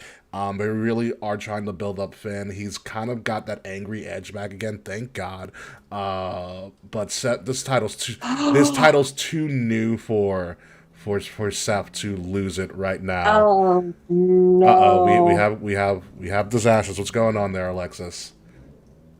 Oh no! Oh my God! What happened? What do we got here? It's just We got breaking news. this thought just came through my head. All right, let's hear this. Priest wins Money in the Bank. Yeah. Seth beats Finn. Damien tries to cash in on Seth. It's a failed cash in. Ooh. And Finn fucks him over. Yeah. And then they tried, and I know they're really big on Judgment Day right now, but come Monday, are they having Raw in the States, or are they going to be in London Raw still? will return to the States, I believe. Okay. Then They get Sunday to travel Yeah. day. so they both lose. in Judgment Day impacts because Rhea is women's champion and she's doing what she needs to be doing, and she don't have time for their little petty BS because now she's got somebody who's either that could possibly come after her title. Oh, Rhea's got plenty of time. She got no competition. Yeah. Right. So that is like a worst case scenario. Yeah, that'd be really cool though. Yeah. If that Rhea happens, tries to cash in and Finn fucks him over. That'd be interesting, yeah. And if this happens, I'm going to scream and then sue WWE for creative stealing my idea. I'm not gonna lie, they've stolen our ideas before. We've said some stuff like, wait a minute. Well, we've just had good ideas about the writing on the wall. Nicole has been screaming from the rooftops that Lacey Evans needs to have like the Sergeant Slaughter gimmick. And like 2 weeks ago, she came out with the hat, doing the salute and everything, doing the. I'm like, they're bugging. They're listening to the podcast now because that means they have no idea what they're going to do. Lacey Evans needs to come out and start praising Russia. Let's be real. She becomes a Russian sympathizer. Yeah, or China, one or the Russia, other, or both. Russia, Fuck it, both. Russia. No, they really dropped the ball with Lacey Evans for a while. But anyway, back to this match. I think Seth wins. Yeah, I'm very interested to see what outfit Seth comes out in. I'm thinking another Elton John cosplay like he did at Clash. Seth complained without a belt. How much is he gonna complain after he loses the belt after like a month? Please. Yeah. If it's the Seth shut up belt, you don't take it off of him. Yeah, not for a long time. I mean, Seth was complaining about this belt so badly. Becky was complaining for him in interviews as well. You know, so it was a big gripe. But yeah, now Seth's winning. They're gonna put on a fun match. Seth might try to kill Finn's shoulder again, but we'll see how that plays out. But Seth wins us all the way. Let's move on to hey bro, Matt Riddle's alive, but not for long because he's going up against Gunther.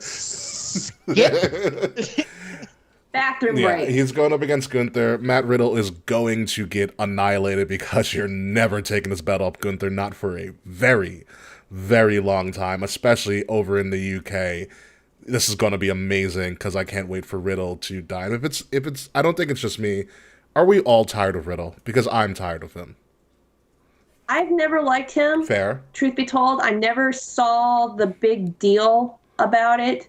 All he does is steal other people's moves and just put bro in front of it. We've seen this gimmick before. Rob Van Dam did it way better. Yes. We've seen other people do the stoner bro thing. He's not a very good person. Him and his ex-wife have the podcast blocked on Twitter because apparently they didn't like the fact that we called her out being like a really ratchet ass bitch, excuse my language, to a lot of the women in the locker room, saying that, that Charlotte Flair is not hot enough to be a wrestler and she needs to train with her. Meanwhile, his ex-wife has no ass. So built like a surfboard and Larry the Lobster from SpongeBob. Like, apparently she heard what we said and she didn't like that, and neither did Matt. So, Well, I don't like him. I don't like him as a person. I don't like him as a wrestler. That's why I try not to talk about it, because some people are like, well, you can't divide blah, blah, blah, blah, blah.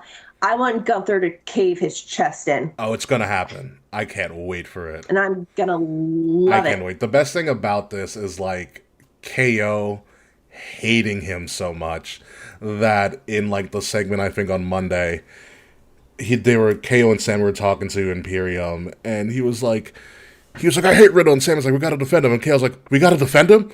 All right. Like, the things they're doing with KO is amazing, but yes, no, Gunther is going to annihilate Riddle because, as Fred said, the Honko meter is going to be broken in September, and Gunther will break the Honky Tonk Man's record for longest Intercontinental title reign. Thank God. Oh my god, remember Santino had that gimmick? I've been Intercontinental Champion for 3 weeks. I love the fact Santino's back. I'm glad he's in Impact, and it's just, I forgot how funny he actually was. He was a great guy. Oh, he was the best. He got a fucking snake sock puppet over. Do you remember, real quick sidebar, do you remember the snake, the Cobra versus Mr. Sacco at the Royal Rumble? Yes! Remember Jinder Mahal played the flute and he was dancing? No, I don't actually. I need to find that. So like, So, yeah. he brought out the sock puppet. Jinder Mahal brought out a flute and started playing it, and then Santino started dancing, like with the snake started dancing, dude. It was ridiculous and really funny. WWE is really good with the right amount of ridiculous. But all in all, Gunther is going to win this, and I can't wait to have Riddles get the bro slapped out of him for once. Yeah, dude, Riddle had 9 lives and they're up, bro. Yeah, Sorry. It is over. Speaking of people who have 9 lives and still is going to have more lives, because people are still going to boo Dominic Mysterio when he goes up against the American Nightmare Cody Rhodes. Speaking of American and Revolution, how is Cody going to be received when he comes out in red, white, and blue like Homelander in the UK? I'm going to be very interested in that. I'm going to say he's over like Rover, but Over like Rover. Oh, especially Cody, because he put in the work over there. Like all the fair. Europe has this weird thing for American independent wrestlers. I don't blame them. Where, because they don't come over a whole lot. So when they do, it's a big deal. I remember being on here, a year ago? Just about. We were bitching and complaining about Cody Rhodes. Yeah, rightfully so. I was so, and I'm going to hate myself for this, when he was going up against Roman, I really was like, he's got to do it! He's got to do it! Like, really just, I did the whoa thing. Listen, we were all with you. We were all with you. I wasn't. Whatever. And I'm just like, a year ago, I was on Kings of the Rings complaining about this, and now I want this guy to win, and I'm behind him 100%. And I don't know if I drank the Kool-Aid or if I was just tired of Roman, or he would be an amazing cult leader. Cody Rhodes can just make anybody kind of just put in his kind of shoes kind of thing. I don't Reverend know Rhodes, man. Reverend Rhodes. Cody's gonna win unless. If Rhea tries something, I think Brandy needs to show up and slap her. No, we do not need Brandy. Okay, I saw what happened with AEW heels. Brandy needs to stay on the sideline for a while. I'll accept Pharaoh the dog who showed up on Raw. I'm very happy that Pharaoh was there. Pretty cool. They were in Georgia. I get it. We do not need Brandy. Damn it. But when did Cody say the N-word to Quan? I don't remember that. No, he said Cody say. Yeah. So I can't read that. I can't read that. But Tell me why this picture of Dom just screams, "Bro, are you seriously talking during quiet waiting time?" if this is supposed to be intimidating, we got great graphics today. Thank WWE for that. It's better than the AEW graphics we put in that video game. Although I heard it's good according to Mr. Freds. But yeah, no, Cody's gonna be good. The woe might be the loudest ever. It's going to be fantastic. But Cody's beating Dom because Dom can just take a loss because everybody loves to see Dom lose. Yeah. Well, again, that goes with the thing. If Dom loses and Finn loses and Priest wins, Priest can kind of hoard that over the other two. That's why I think Priest wins. He's like, why aren't I the leader? Yeah, it'd be bad if Judgment Day went 0 for 3 at Money in the Bank. So there is credence to that. All they do is lose. They lose all the time, other than Rhea. They lose all Finn the won time. on Monday. They suck. Who cares? They don't win feuds. They don't win matches that matter. At this point, Rhea is the leader of Judgment Day, if anybody asks me. And we've talked about this, too, on our show. It's just that Judgment Day, I get it now, they have their footing, but it's like for the longest time, what was their exact reason? They weren't going after the US title or the IC title, whatever show they were on. They have enough people to have tag teams. You never saw Damian or Dom trying to go for it, or Damian and Finn. And it's just like, what are you guys doing? They're the emo band or the emo group of wrestling for a while. Nah, they not the emo group. They're better emo than the Skills. All right, good call. I'll take that. The Dark Order is super emo. But for some reason, as much as Judgment Day loses, they still listen. Damian Priest is in a good position. Dominic is in a crazy position. I used to call for Dominic to go to NXT, and now I'm like, we need him. He's a heat magnet. I think Priest, like, people forgot how good Priest was because for a while he was just kind of like Damian's babysitter. It's like the best way to put it. And I Yeah. think the street fight in Puerto Rico with Bad Bunny Fantastic. really told people like, Yeah, amazing. hey, this guy can carry a main event. Yeah. Tom is just Rhea's lesbian daughters. Oh my God. No, because I know lesbians, and they saw that haircut, they'd be like, nah, shave it off. Here's the thing: if you think of like who has Judgment Day helped, the answer is it's just Dom, right? Because like Rhea's career has been super elevated, but not because of Judgment Day. Rhea's pretty much done that on her own. Like Judgment Day doesn't help Rhea do I'll anything. give you that. In Rhea's signature matches, Judgment Day is nowhere to be found, which is an interesting booking choice. They can't because they can't hit women. Yeah. Like Rhea can help Dom because she can hit men, and it's believable. She could power slam men but, too. It's crazy. Like the Judgment. My point is like Judgment Day didn't help Rhea. Rhea helped herself. They gave her a new character, sure, but the Judgment Day itself didn't elevate her. It really only elevated Dom. It's done nothing for Finn, and it's done nothing for Priest. Because remember when Rhea showed up? Continue. When Rhea showed up for her grand, that thing that they did, no one cheered.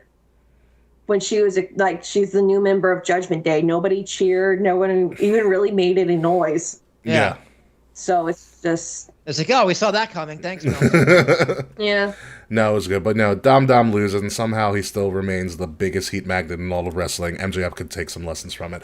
So yeah, Cody wins. Move on, we got a couple more matches. Oh yeah, there's tag team titles because they got fused. Shayna and Ronda, who will not be tag team champions for long, I think, are going to face in a proper rematch against Raquel and Liv because, surprise, surprise, Liv came back from a shoulder injury really, really early, which is very surprising. Early. Very, very surprising. This got added last week on SmackDown, so now there's only one pair of tag team champions, Shayna and Ronda, facing Liv and Raquel. I do believe Shayna and Ronda are just transitional in nature, and they will drop to Liv and Raquel because I think obviously Liv getting injured was not supposed to happen.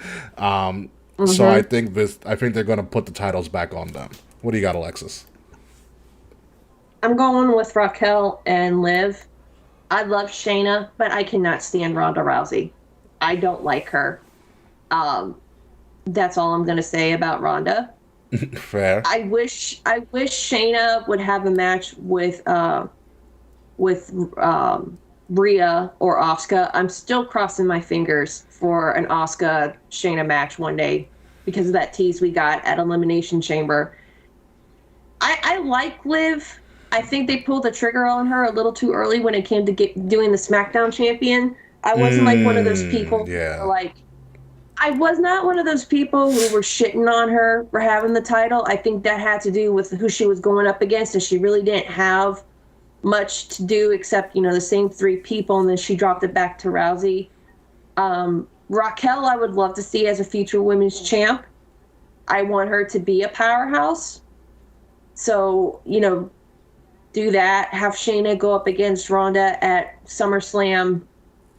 Do something. I just don't like Ronda Rousey. And same thing with Matt Riddle. A lot of the personal dislike I have for her gets put into what I say about her. So I'm just going to leave it at Liv and Raquel take the titles. Understandable. I think the thing with Liv, especially with her first title run, I think she did cash in on Rousey. People were like, what the fuck?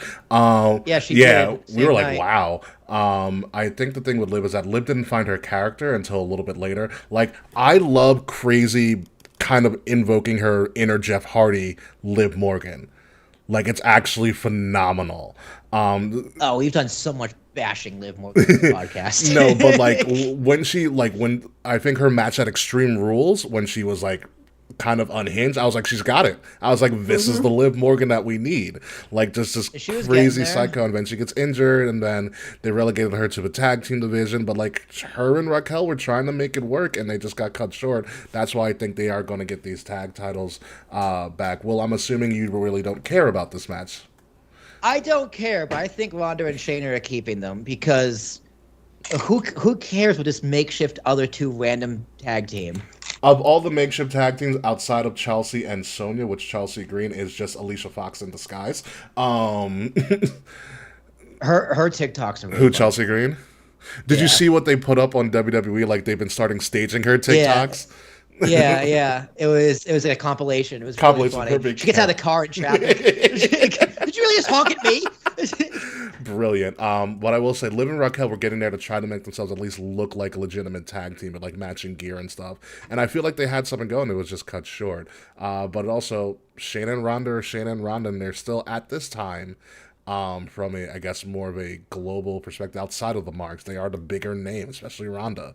And they Dude, gonna I do something. forgot Ronda was on the roster, to be honest. Like, her star power is gone. No one cares about Ronda Rousey She anymore. can't talk. That's the issue. And Shayna's a better talker, but not by much. What? Shayna, I think being, and I didn't mean to interrupt, but I Go right think ahead. Shayna being put with Ronda is kind of not doing anything for Shayna. It's supposed to help Ronda, but it does bad for Shayna. And look, if this was Ronda Rousey from like 10 years ago, when she was still like the undefeated, badass or whatever, that'd be one thing. But she gets no response from the crowd. And as like a wrestler, that is the worst thing you can get. At least Baron Corbin gets a reaction from the crowd. Like, my daughter calls him the Toilet King. I don't know how she came up with that. Wow. No, wait. Wow. It's when New name. It's when he was. New name for Baron He Corbin. was King Corbin. It was King Corbin, and he was being carried. And she goes, "Mom, why is he pooping?" I go, "He's not pooping." And she's like, "Well, he looks like he's sitting on a toilet. He's a toilet king." And I'm like, I love it. I love it. That's I don't know what to amazing. say. That is amazing. She's evil. My child is I'm gonna something. tag I don't know Baron what she is, Corbin but in she's this something. later because he does respond to social media. She's got a chef messing with him on TikTok. He does. But I did hear about that. It's pretty Chef funny. reactions is really funny with Corbin. But Shayna was Toilet King. Yeah, just give my daughter We credit. will. That's all I ask. We will. Bum ass Okay. Toilet King. So anywho, yeah, this is going to be a toss up for the tag titles. I wouldn't be surprised if they hide this somewhere in the middle of a card. And that actually is the last match on the card that we have here. So Money in the Bank again is going on this weekend from the O2 Arena in London, 3 p.m. start time on the East Coast. So you guys have no damn excuse not to miss it. It's in the middle of a freaking Saturday. You can take your afternoon out, watch this, and go about your Memorial Day week, not Memorial Day, fault, July 4th weekend, or Canada Day for my people up north. Happy Canada Day in advance. Frets and not Slack, but also the Queen Danny Nolan. So be that as it may, what do we expect from this Money in the Bank Premium Live event, formerly known as a pay-per-view, in a score of 1 to 10 crowns, 1 being the worst pay-per-view ever, like that Exploding Deathmatch main event, or 10 being the greatest thing that you have ever seen? Alexis, how do you think this Premium Live event will go? I'm gonna give it at least maybe a 6. Ooh, low. that's pretty low. Because I know the only thing that I'm personally interested in is the bloodline imploding, all the super kicks that it's gonna be flying around, and the men's Money in the Bank match, and what Seth Rollins is gonna wear. Yeah. Other than that, I don't know. Six is still I'm not. low. Ex- though. Wow. I'm not expecting much. Like, I'm just not expecting much, which sucks because Money in the Bank is actually one of my favorite matches of the year. Mhm. I mean, the women's could be a sleeper match. I mean, any of these matches could honestly be a sleeper match, but I don't know. I just don't feel the hype for it this year.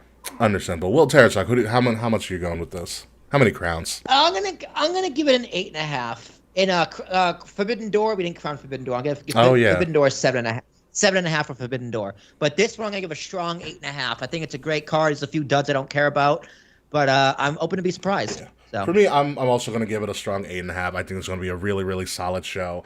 I have this visual now of Seth coming out as one of the British Royal Guards with like the hat and everything. That would be cool. No, that's what Cody's probably going to come out No, like. I think Cody's gonna be Homelander Cody. We're gonna get British. We're gonna get Royal Guard British Seth, and I think we're gonna have Colonial Logan Paul because he would be that obnoxious of a heel. That'd be Yeah. good.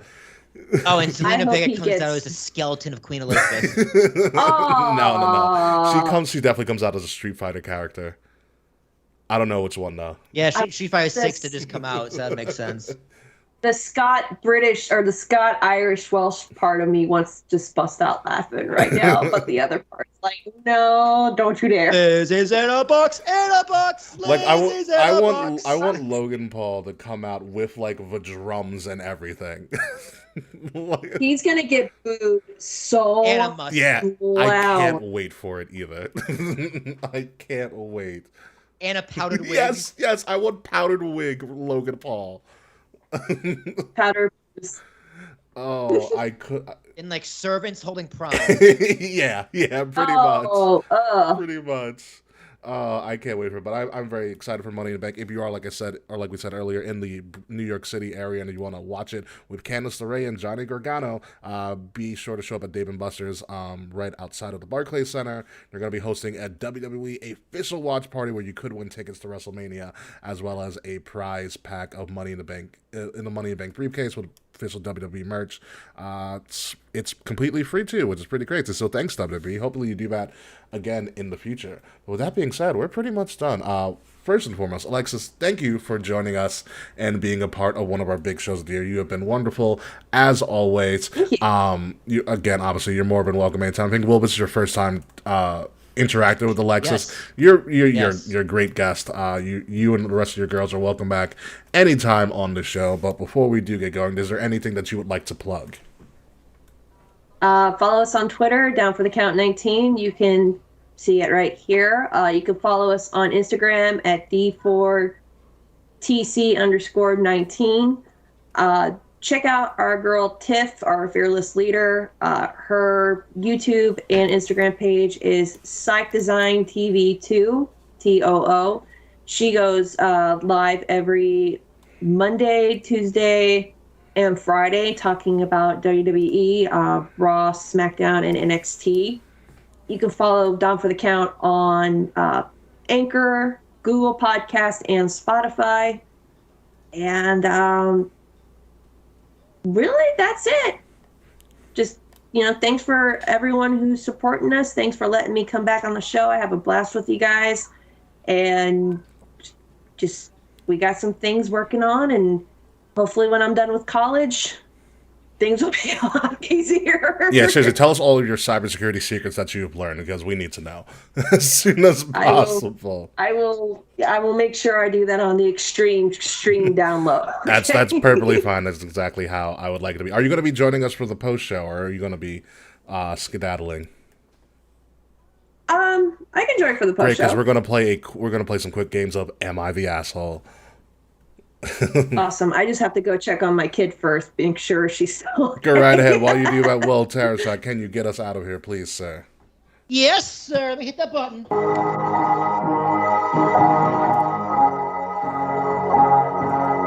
Love this button.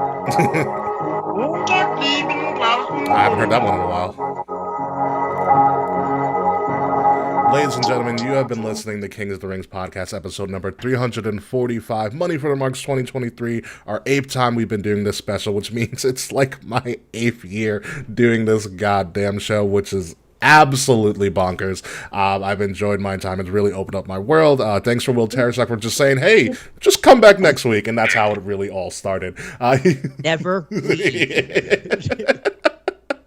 Yes, you can find me at Ambassador Biggs across all social media outlets when I decide to pop my head in again. Find Kings of the Rings podcast at KOTR_podcast across all social media. Like, share, subscribe, leave us 5-star reviews. If you want to support us, you can even join our $5 Patreon, or more importantly, we have some great merch of all different styles and colors and sizes and designs. Will has his merch. I have my merch. KOTR has the merch. Wrestle Addict Radio has a bunch of merch featuring all of our shows, which includes the WrestleMania podcast, the Brace for Impact podcast, and the Young Lions Perspective podcast. You can follow Wrestle Addict Radio at addict_wrestle on Twitter and Wrestle Addict Radio everywhere else on social media. The links to all of that stuff, including our merchandise and everything in between, is in the description below, wherever you are listening to us or you are watching us right now. once again, Alexis, thank you for joining us. We will definitely have to collaborate. We need to get on Down for the Count Wrestling podcast. I want to do an all women's podcast. I want to be in that atmosphere. I used to hang out in sorority houses, so I'm okay with this. I'm okay. God, It has been a while. It has been a while, but. We're not really a sorority. We're more of like a fraternity with just girls who swear and yell out. That's a sorority. That's a sorority. That's pretty much what a sorority is. Anyway, we're gonna keep this conversation going on the post show. But first, Will Tarashok. Happy anniversary, Ladies happy and gentlemen. anniversary, I guess. I know. Happy anniversary to us. Happy anniversary! It has been a wild 8 years, Ricky. Jesus It's been a crazy Christ. experience on this podcast. There's no other man I'd rather do it than the man yourself. So thank you for keeping this podcast alive. You're Ladies and very gentlemen, we're just getting welcome. started. We are just getting started. We got 8 years and counting because this podcast is the fun podcast. I mean, other podcast is a business podcast. Being talking with Tarashuk, T's and Thomas, Arashuk. A lot of fun stuff coming from next. I am a professional podcast host, which I do this shit for a living. But in the last few minutes here, I want to say a big RIP to Stitcher. Stitcher has announced yesterday that they're closing their doors officially. The podcast platform I've listened to podcasts on for the past 12 years. So Wow. officially moving over to Spotify, and it hurts my soul. But Stitcher, you're the real one. RIP to a legend. R.I.P. to legend. When we come back next week, folks, we're going to do all of our Money in the Bank recap. Hopefully no one has cashed in. Probably not, because there's going to be some woman who's going to cash in. At some point, probably Io cashing in on Dave's Asuka. coming back. What's up? Dave's coming back. Dave's cashing in. Dave's cashing in.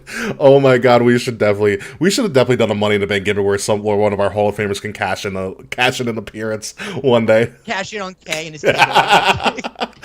Can I just do a quick shout out Go real right quick? ahead.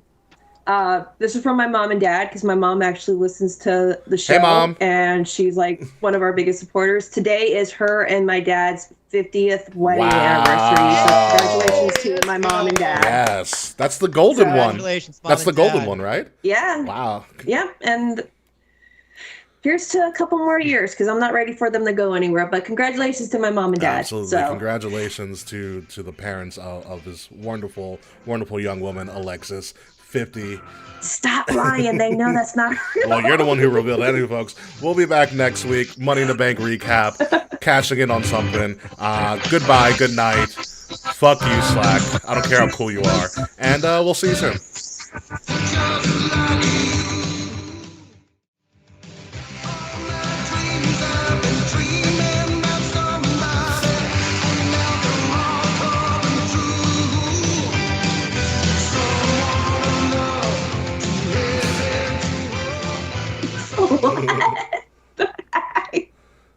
That's Chris Jericho's 1997 WCW theme song. Yeah.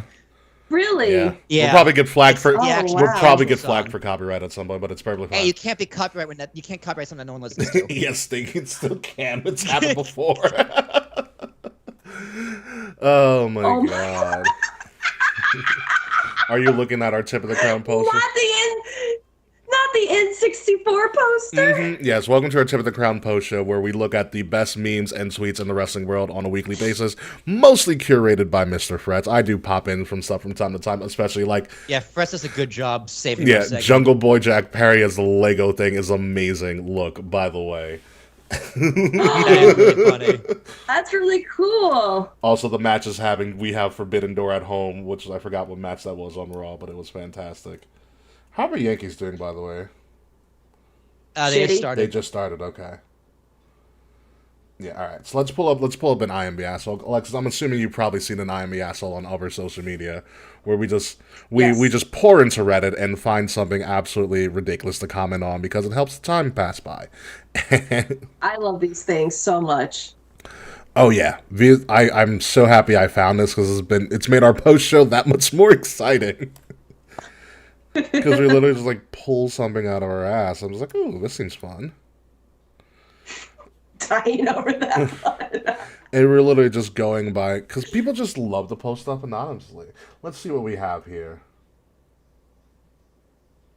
Wow, first one off the bat that I saw. This is amazing. Are we ready? Whew, here we go. Am I the asshole for not letting my brother hide behind the dead wife card anymore? Jesus. Oh, The gross. okay. Yeah. Lay it This on is me. the first one that came out the bat. Okay. Posted 6 hours ago. Uh, yeah. She is a 30-year-old female. Her brother, who's 34 and a male, lost his wife a year ago. They have 3 girls, 12, 5, and 3. My brother was definitely one of those husbands who worked, came home, played with the kids, but that was it. His wife ran the show, chores, raising the kids, making sure they went to school and activities, all the cooking, etc. All on top of her own full-time job. She died quite unexpectedly, and to say he was lost is an understatement. So I stepped in to help. Some may call it enabling, but it was that or my nieces would suffer. They do their part around the house, what's appropriate for their ages, obviously. I've been trying to teach my brother to do the rest. I understand he just suffered a massive loss, and a lot of his inability to learn I put on grief. But as we close in on 14 months since her passing, he definitely has just used me to replace his wife in all ways domestic. I've tried talking to him about it before, and he'd pull the "my wife just died" card again on me, and I let it slide. My final straw was when I went on a work trip, came back to chaos. The house was cleaned because the girls did more than their fair share. Obviously, they should have chores, but by his own admission, he did nothing despite having the he did nothing despite having the time to do so. Oldest told me she was the one making sure the little ones went to school/daycare. She's done all the cooking. She had to give up an end of the year dance because my brother asked her to watch the girls so he could go out with friends. I had a come to Jesus meeting and told him he needs to get his shit together. I'm doing one more quote tutorial day and that's it. He needs to either hire a housekeeper or nanny because he can afford both. If he's not interested in doing that, in doing his share of the chores or taking the kids anywhere, he needs to get a calendar to remind himself when stuff needs to get done. I said it was this or the girls come to stay with me until he gets his act together. He started on the whole "I just lost my wife" stuff again, and I pointed out the girls lost their mother too, and now it's like they lost their dad as well.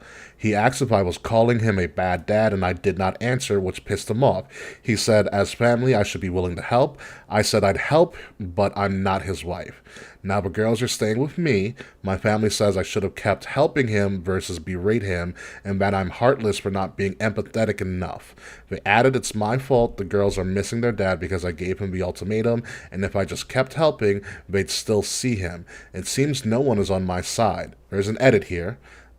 She goes on to say, comments telling me to send those girls back and let CPS get involved if he doesn't get better will not be entertained. No! That's not... a terrible Yeah, idea.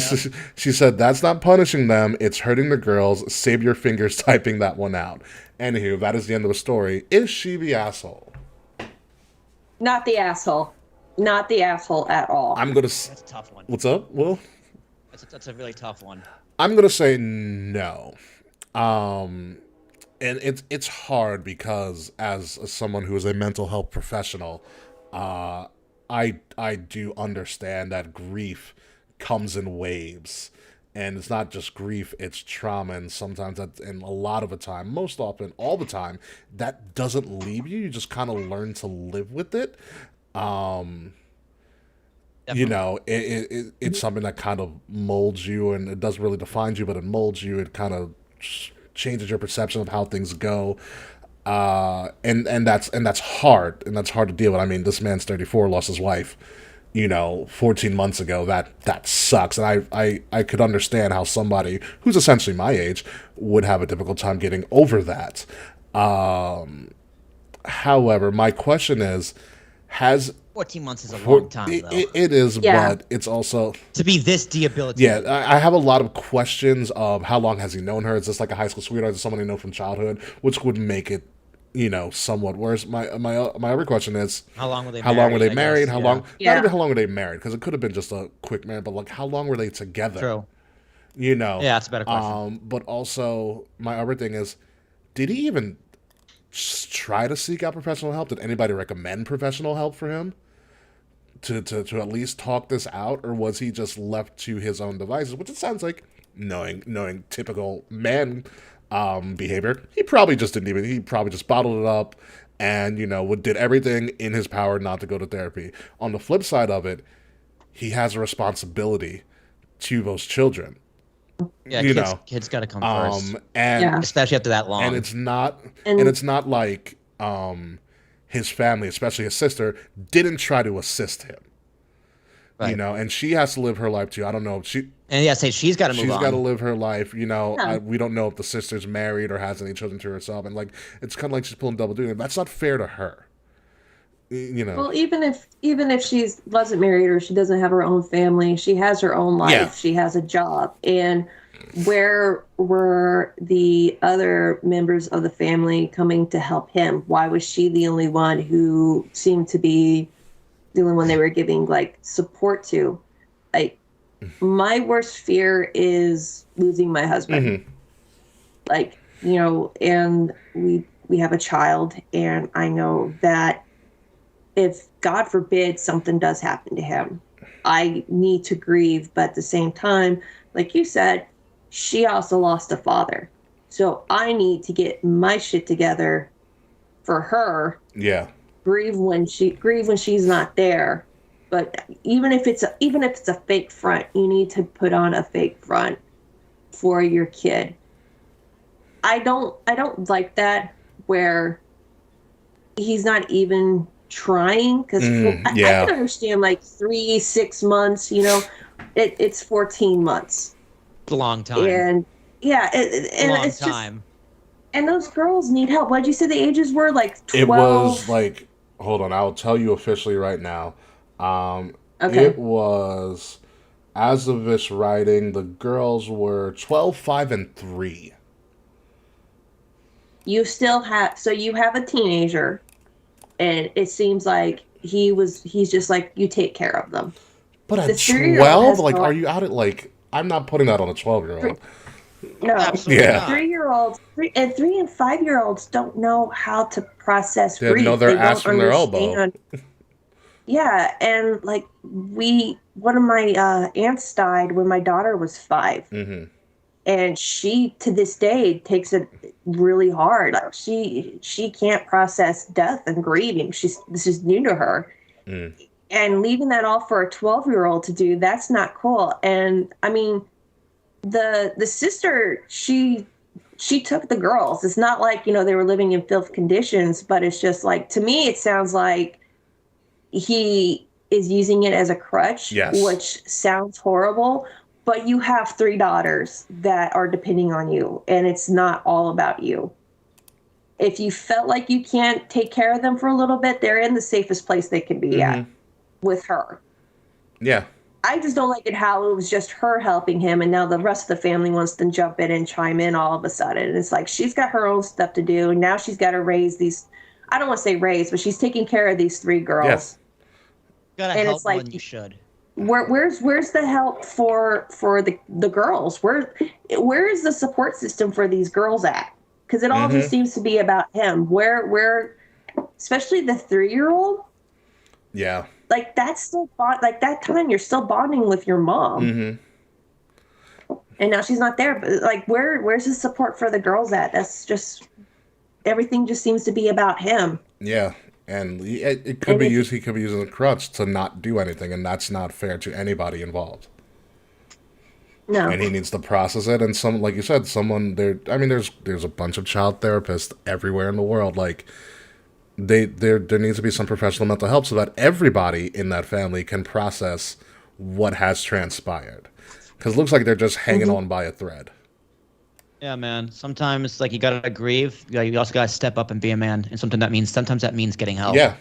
Yep. Getting help and just talking about it. But like you gotta grieve and be a dad. Like you can't just you have which to. is How you fuck which around. is hard. Which is it's difficult. Which is very Yeah. hard. I don't want to make it sound like it's Yeah. easy, and I can't imagine going through that. But that's what you have And to that's do. wh- That's your responsibility as a father and a And man. that's- You just gotta deal with it. And man. that's when you have to gotta seek deal with out it. help, even if not from a mental health professional. You seek out help from family, but you don't use help as a crutch to abdicate from your duties. Oh, he's muted. And it's just, yeah, and it's just like and being a mom's like a full-time job, and it's just like, if he didn't even seem to like even realize what was going on in those kids' lives. He could be in one of those crazy. He could be in the kind of, which is a very long way to be in that phase of grief.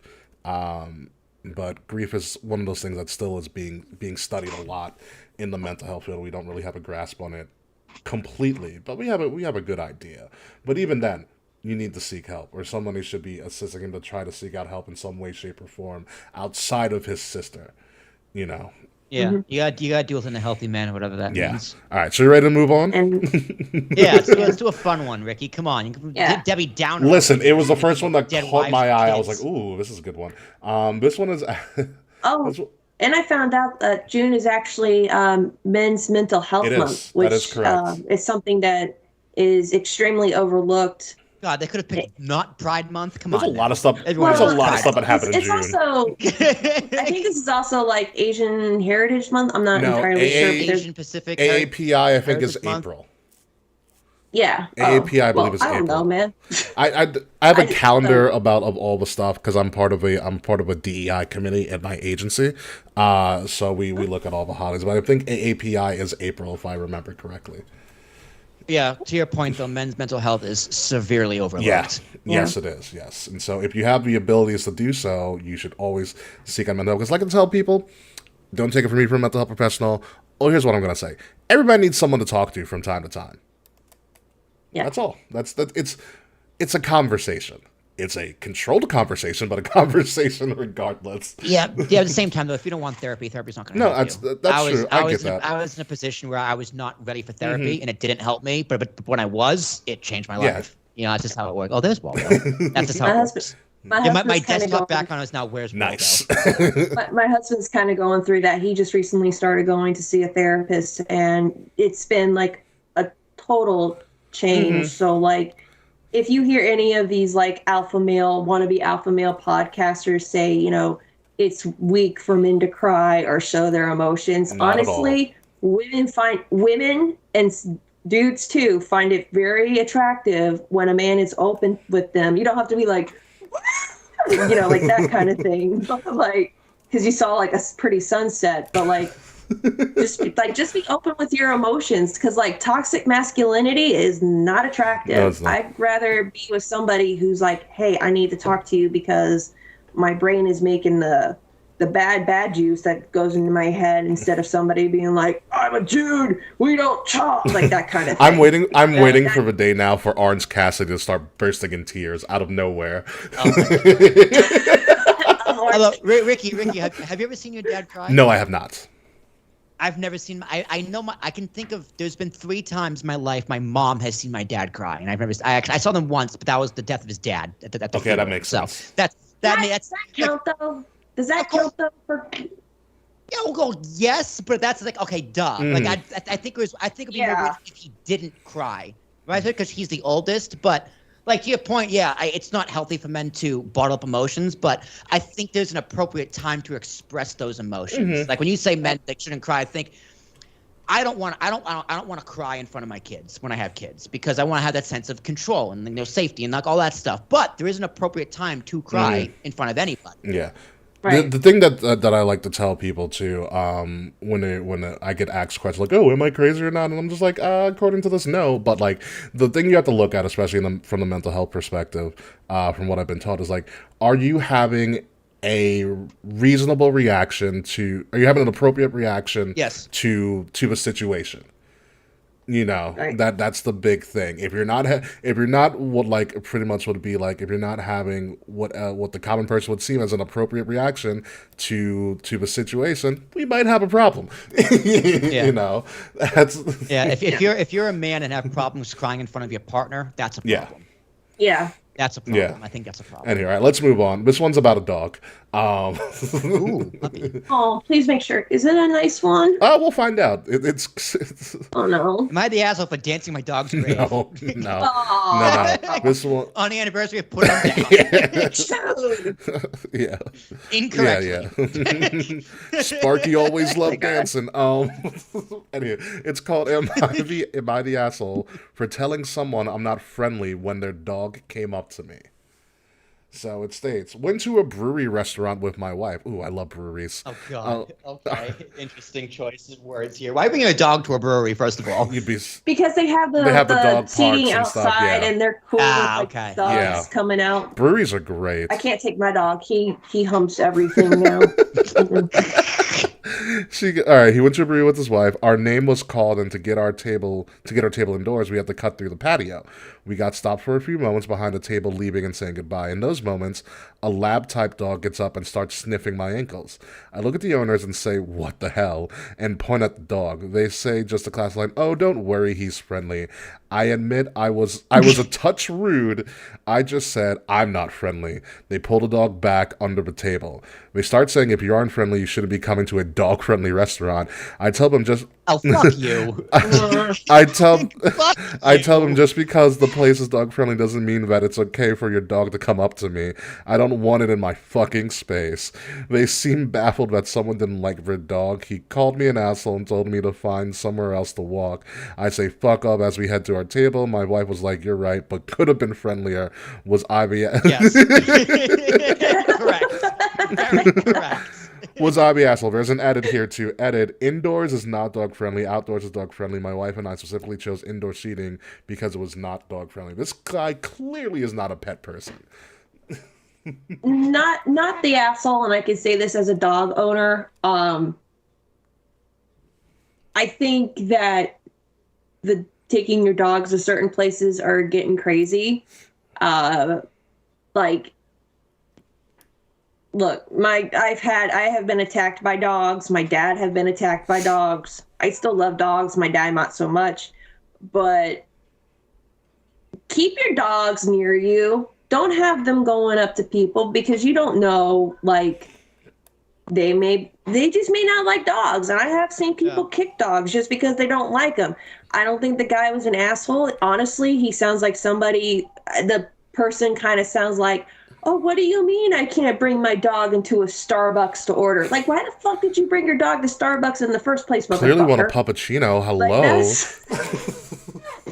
Get some whipped cream and do it at home like I do with my dog. But it's just, We got puppuccinos at home. like that. I hate dog owners like that because they're like the people who, now I cuss in front of my kid and she knows not to say those words because those are mom and dad words and she can't say them yet. But, I'm not going to, I cuss like a sailor. But that's like the equivalent of somebody coming up being like, "Hi, my 2.5-month-old just doesn't like swearing, and I just heard you use the F word. You should not use the F word around my child." And I just go, "Fuck you, lady."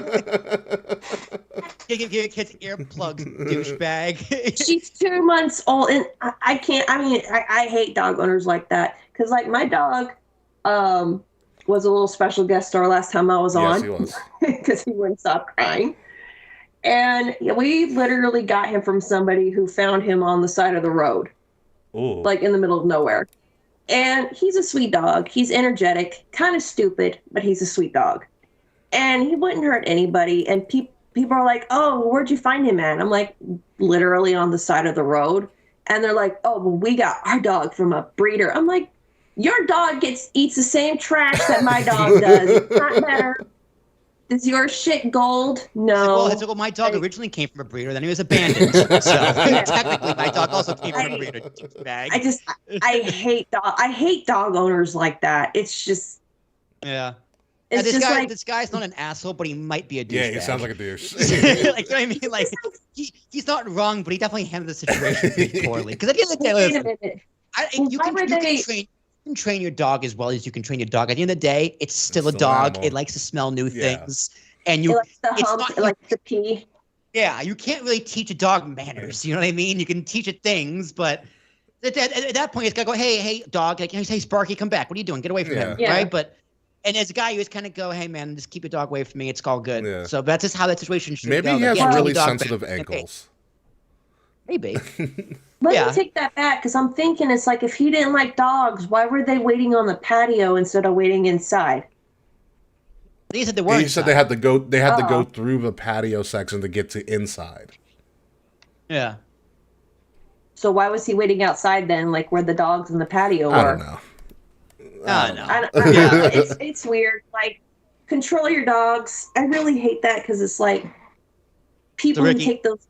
No, people who take their dogs to those things, and then you're trying to eat, and this dog walks up to you and sits down and stares at your food, and you're like, "Fuck off! You aren't my dog. You're not getting any." I actually got an Am I the Asshole from the Metro North From today. the This is, Metro North. Wow. Jazz was telling me this earlier. So there's this woman on her phone, like just talking on the phone, and there's a mother and her daughter in front of her, like in like the next seat up. Okay. And this woman's just on the phone. This little girl's like 10, 11 years old, and she's just staring at the woman on the phone. And she turns on and asks her mother a question, like about the phone. So she's clearly listening to a phone conversation. Okay. And she's asking her mother a question about the phone call. And then this woman just freaks the fuck out on the phone and ends up Pause. And ends up slapping the little girl, like across the face. What, all right, the little girl who's not her daughter. Yes. Wow. Yeah, so am I the asshole for slapping this little girl for eavesdropping on my phone? Yes. Yes. Yes. Yeah.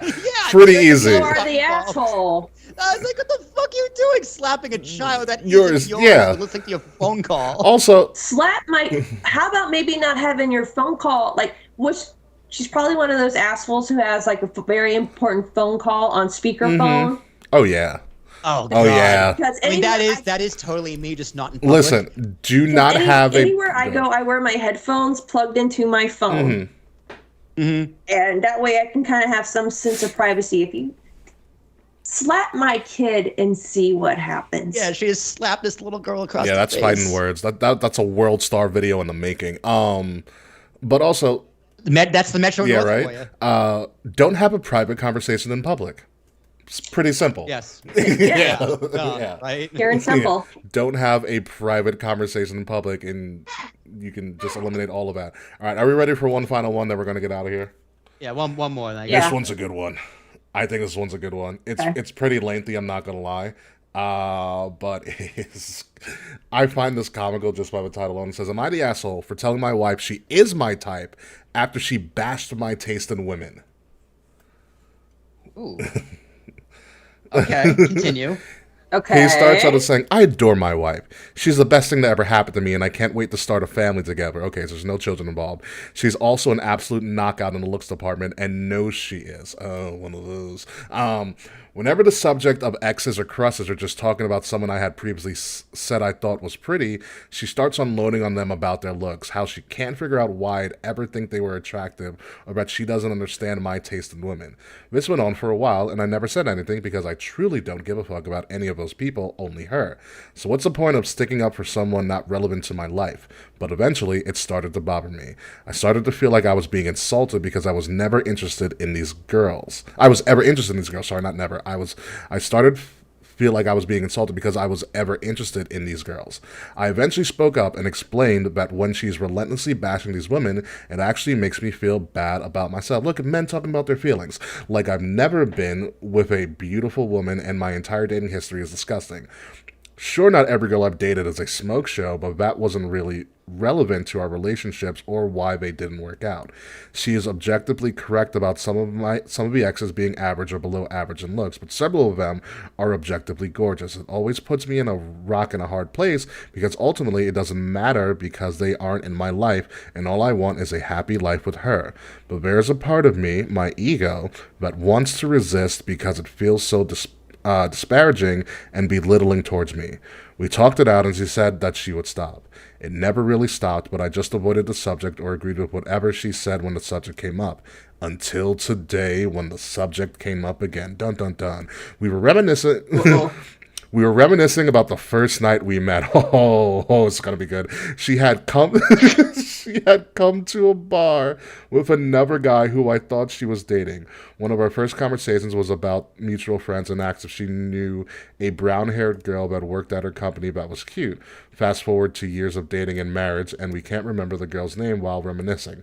We gave the old Facebook a snoop and found her. Of course you did. She goes right back into the bash routine, how she can't believe I thought she was cute, and she will never understand my taste in women or my type. I finally had enough and casually dropped, well, you're my type, so you're grouped in with the rest of them. Shit. She flipped out, left me at the cafe we were at, and has basically given me the silent treatment for 24 hours. Am I the asshole? Not at all. the asshole. Yeah, I sort of deal with this situation every now and then because a tenet I truly live by and believe by is to appreciate beauty. Yeah. I appreciate beauty of all sides, all sides. Like when we watch wrestling, I make sure to tell Jazz how sexy Roman Reigns is every single fucking time because I appreciate beauty. But to be fair, she does hate it. She does hate it for watching a movie and like Eva Mendes is on screen. I'm like, oh god damn, right? Because to appreciate beauty. I can't blame you. Eva Mendes is no, gorgeous. it's like, hey man, you gotta call a spade a spade. Yeah. But I hyped up that line. It's like, well, you're my type. Yeah. Clearly. Yeah. Right? And that usually she's like, yeah. You know what I mean? That usually, she doesn't get up and walk out of the cafe. Knock on wood. But I think when stung, he said, you're grouped in with the rest of them that you bash.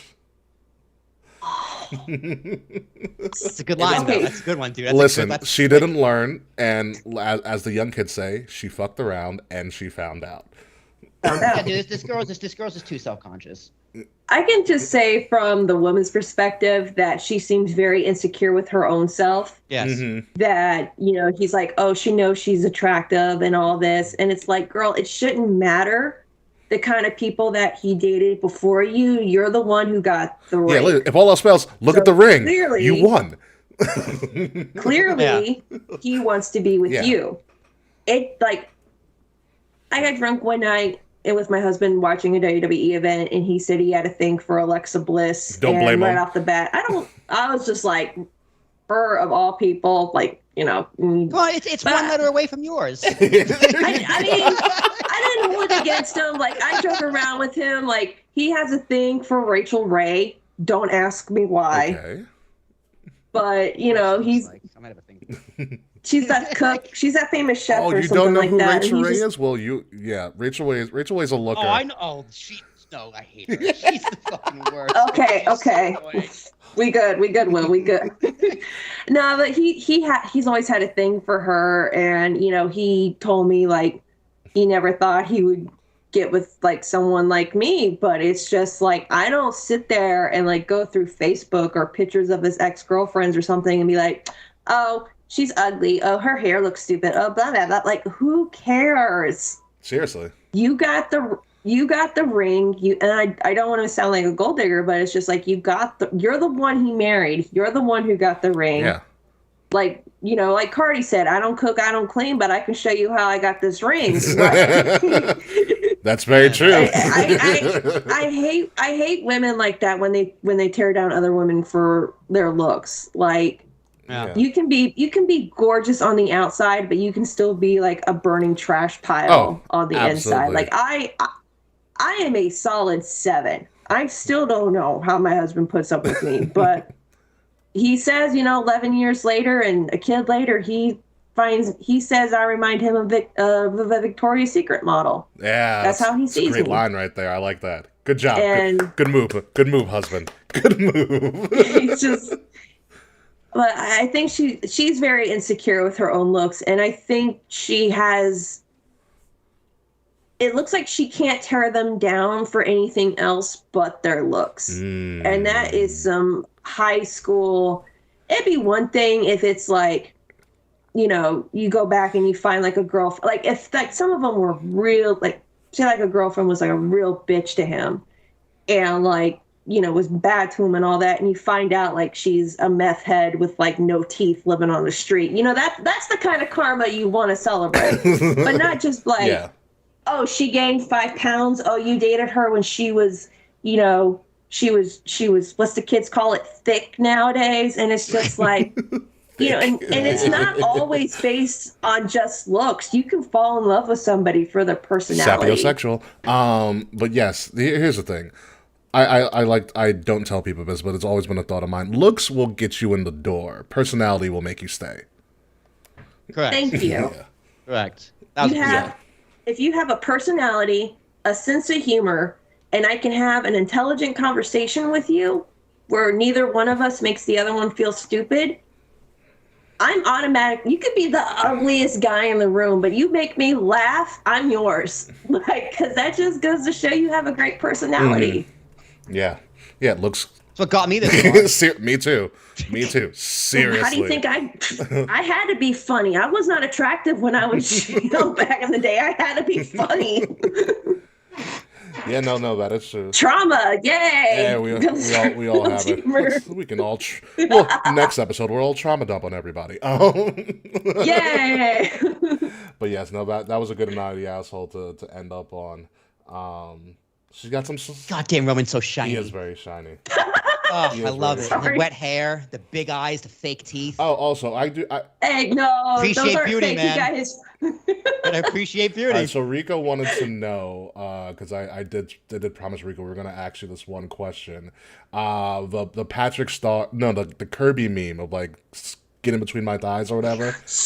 Rico wanted to know, was that meme on your phone for Shayna or for Samoa Joe?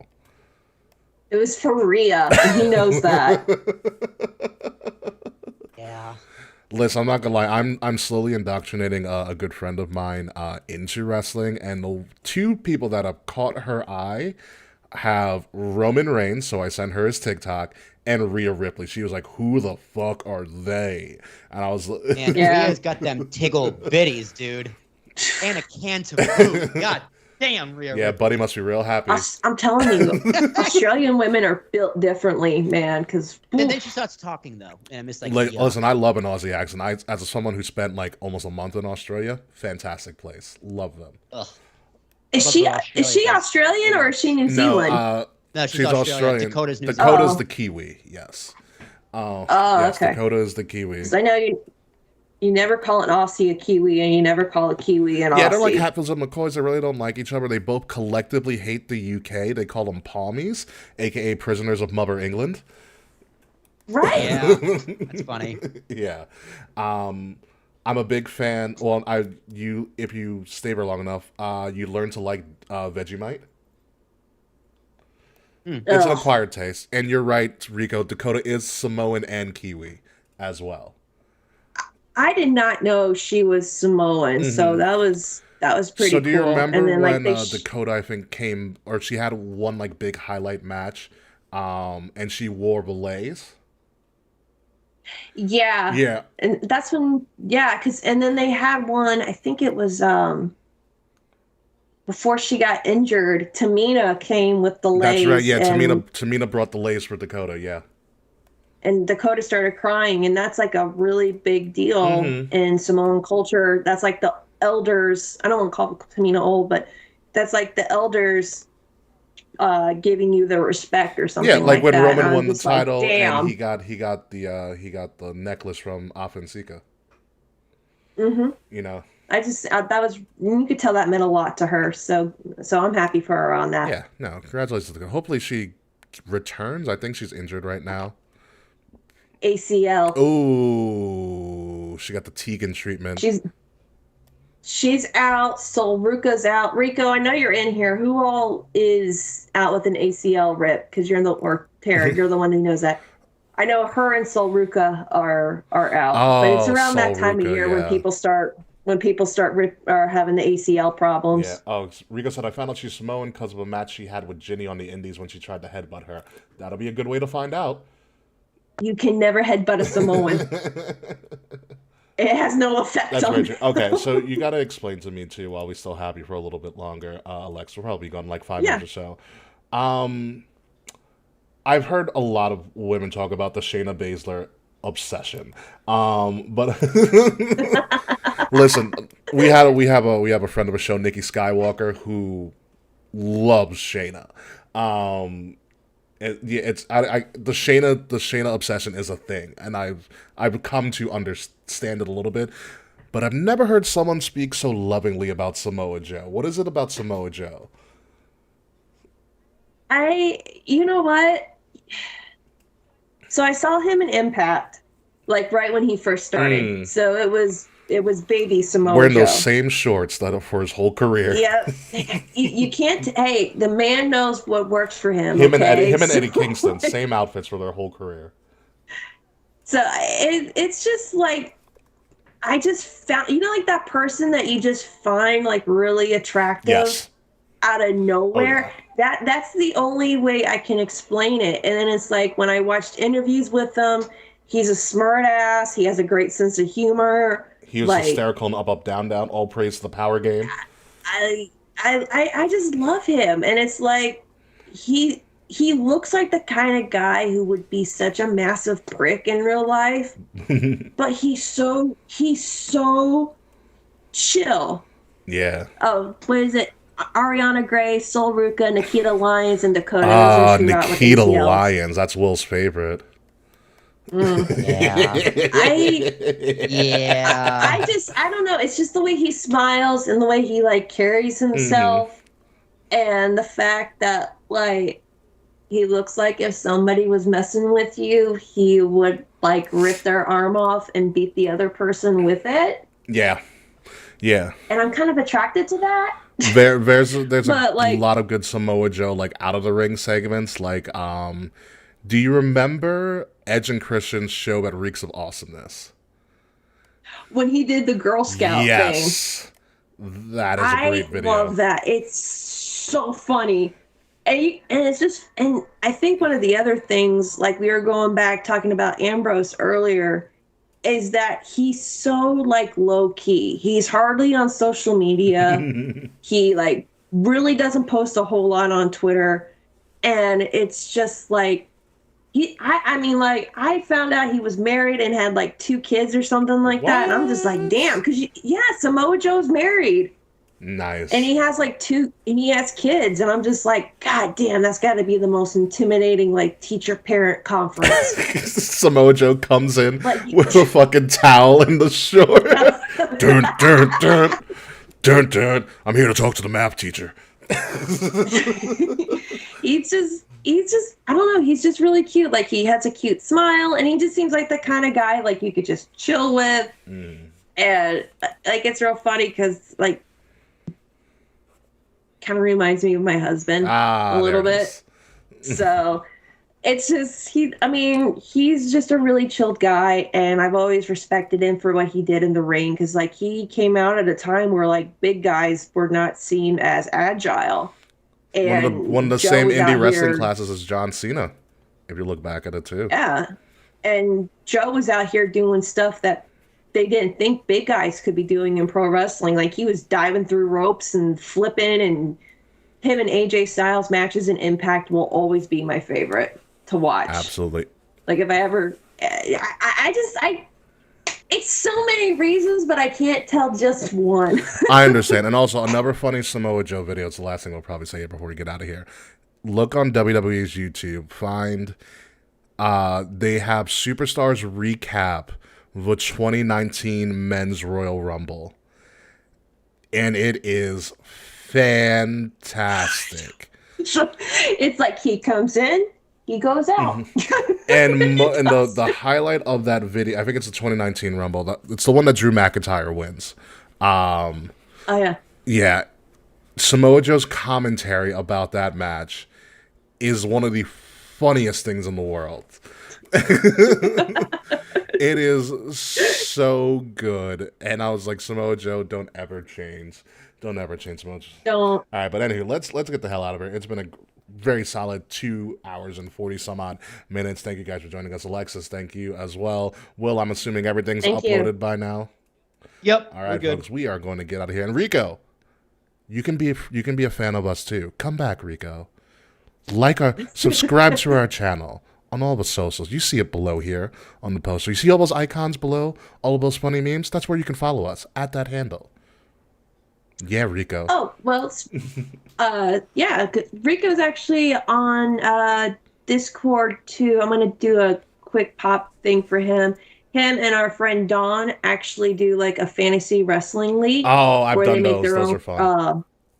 They make their own creator wrestlers. Oh, the WEA? Oh, they do? Oh, yeah. Okay, so they're on like Twitch and they have like their own e-wrestling company, eFed? Yeah. Hang on, I'm asking him something. What's the name of the wrestling thing you do? Well, we have to With get our the- WEA together when we get Yeah. more time. So Yeah, they make when I'm they a make millionaire, I hope their that. they make their own like creator wrestlers using WWE. They have men and women. They do him and our friend Don. They do amazing work on customizations. The It's crazy. DCW Dreams Collide Wrestling. I'll definitely have to find your Twitch stream. Yeah, they're they're just. I just love watching them, and then they've actually made like me in the game, and they've made Tiff in the game, and like it's real fun because they said my character's like a complete bitch, and I'm like, oh shit. I was gonna say, Alexis, you have a You're- surprise, but I figured you would find out Oh. sooner than later. I think that is the official wrap it up because your twin has attacked you. Okay, I'll be in there in a little bit. Okay. All right, I'll be in there in a second. Okay, come here. I love you. I'll be in there in a second. Scared the shit out of me. I was gonna tell you, but I was like, oh, you're gonna find out in 2 seconds. So yes, I think that's a. She's a ninja. And Rico makes all the logos and all the belts too for them. So like, they do some amazing things. Like WWE Design needs to get a hold of these two guys, and I love them for it. So there's your cheap pop, Rico. There we go, Rico. Thank you for joining us. Please come back soon. Tell all your friends too. We love to have followers and buy some merch, Rico. We know you like merch. We do designs too. Mostly me. The background of Will. The background of Will is a logo I made in like 10 minutes one day because I had an epiphany after a show, and I was like, done. It's excellent. Anyway, folks, we're gonna get out of here. Thank you guys for joining us, and we will see you next week, and hopefully we'll have some castings to do. So yeah, bye. Bye.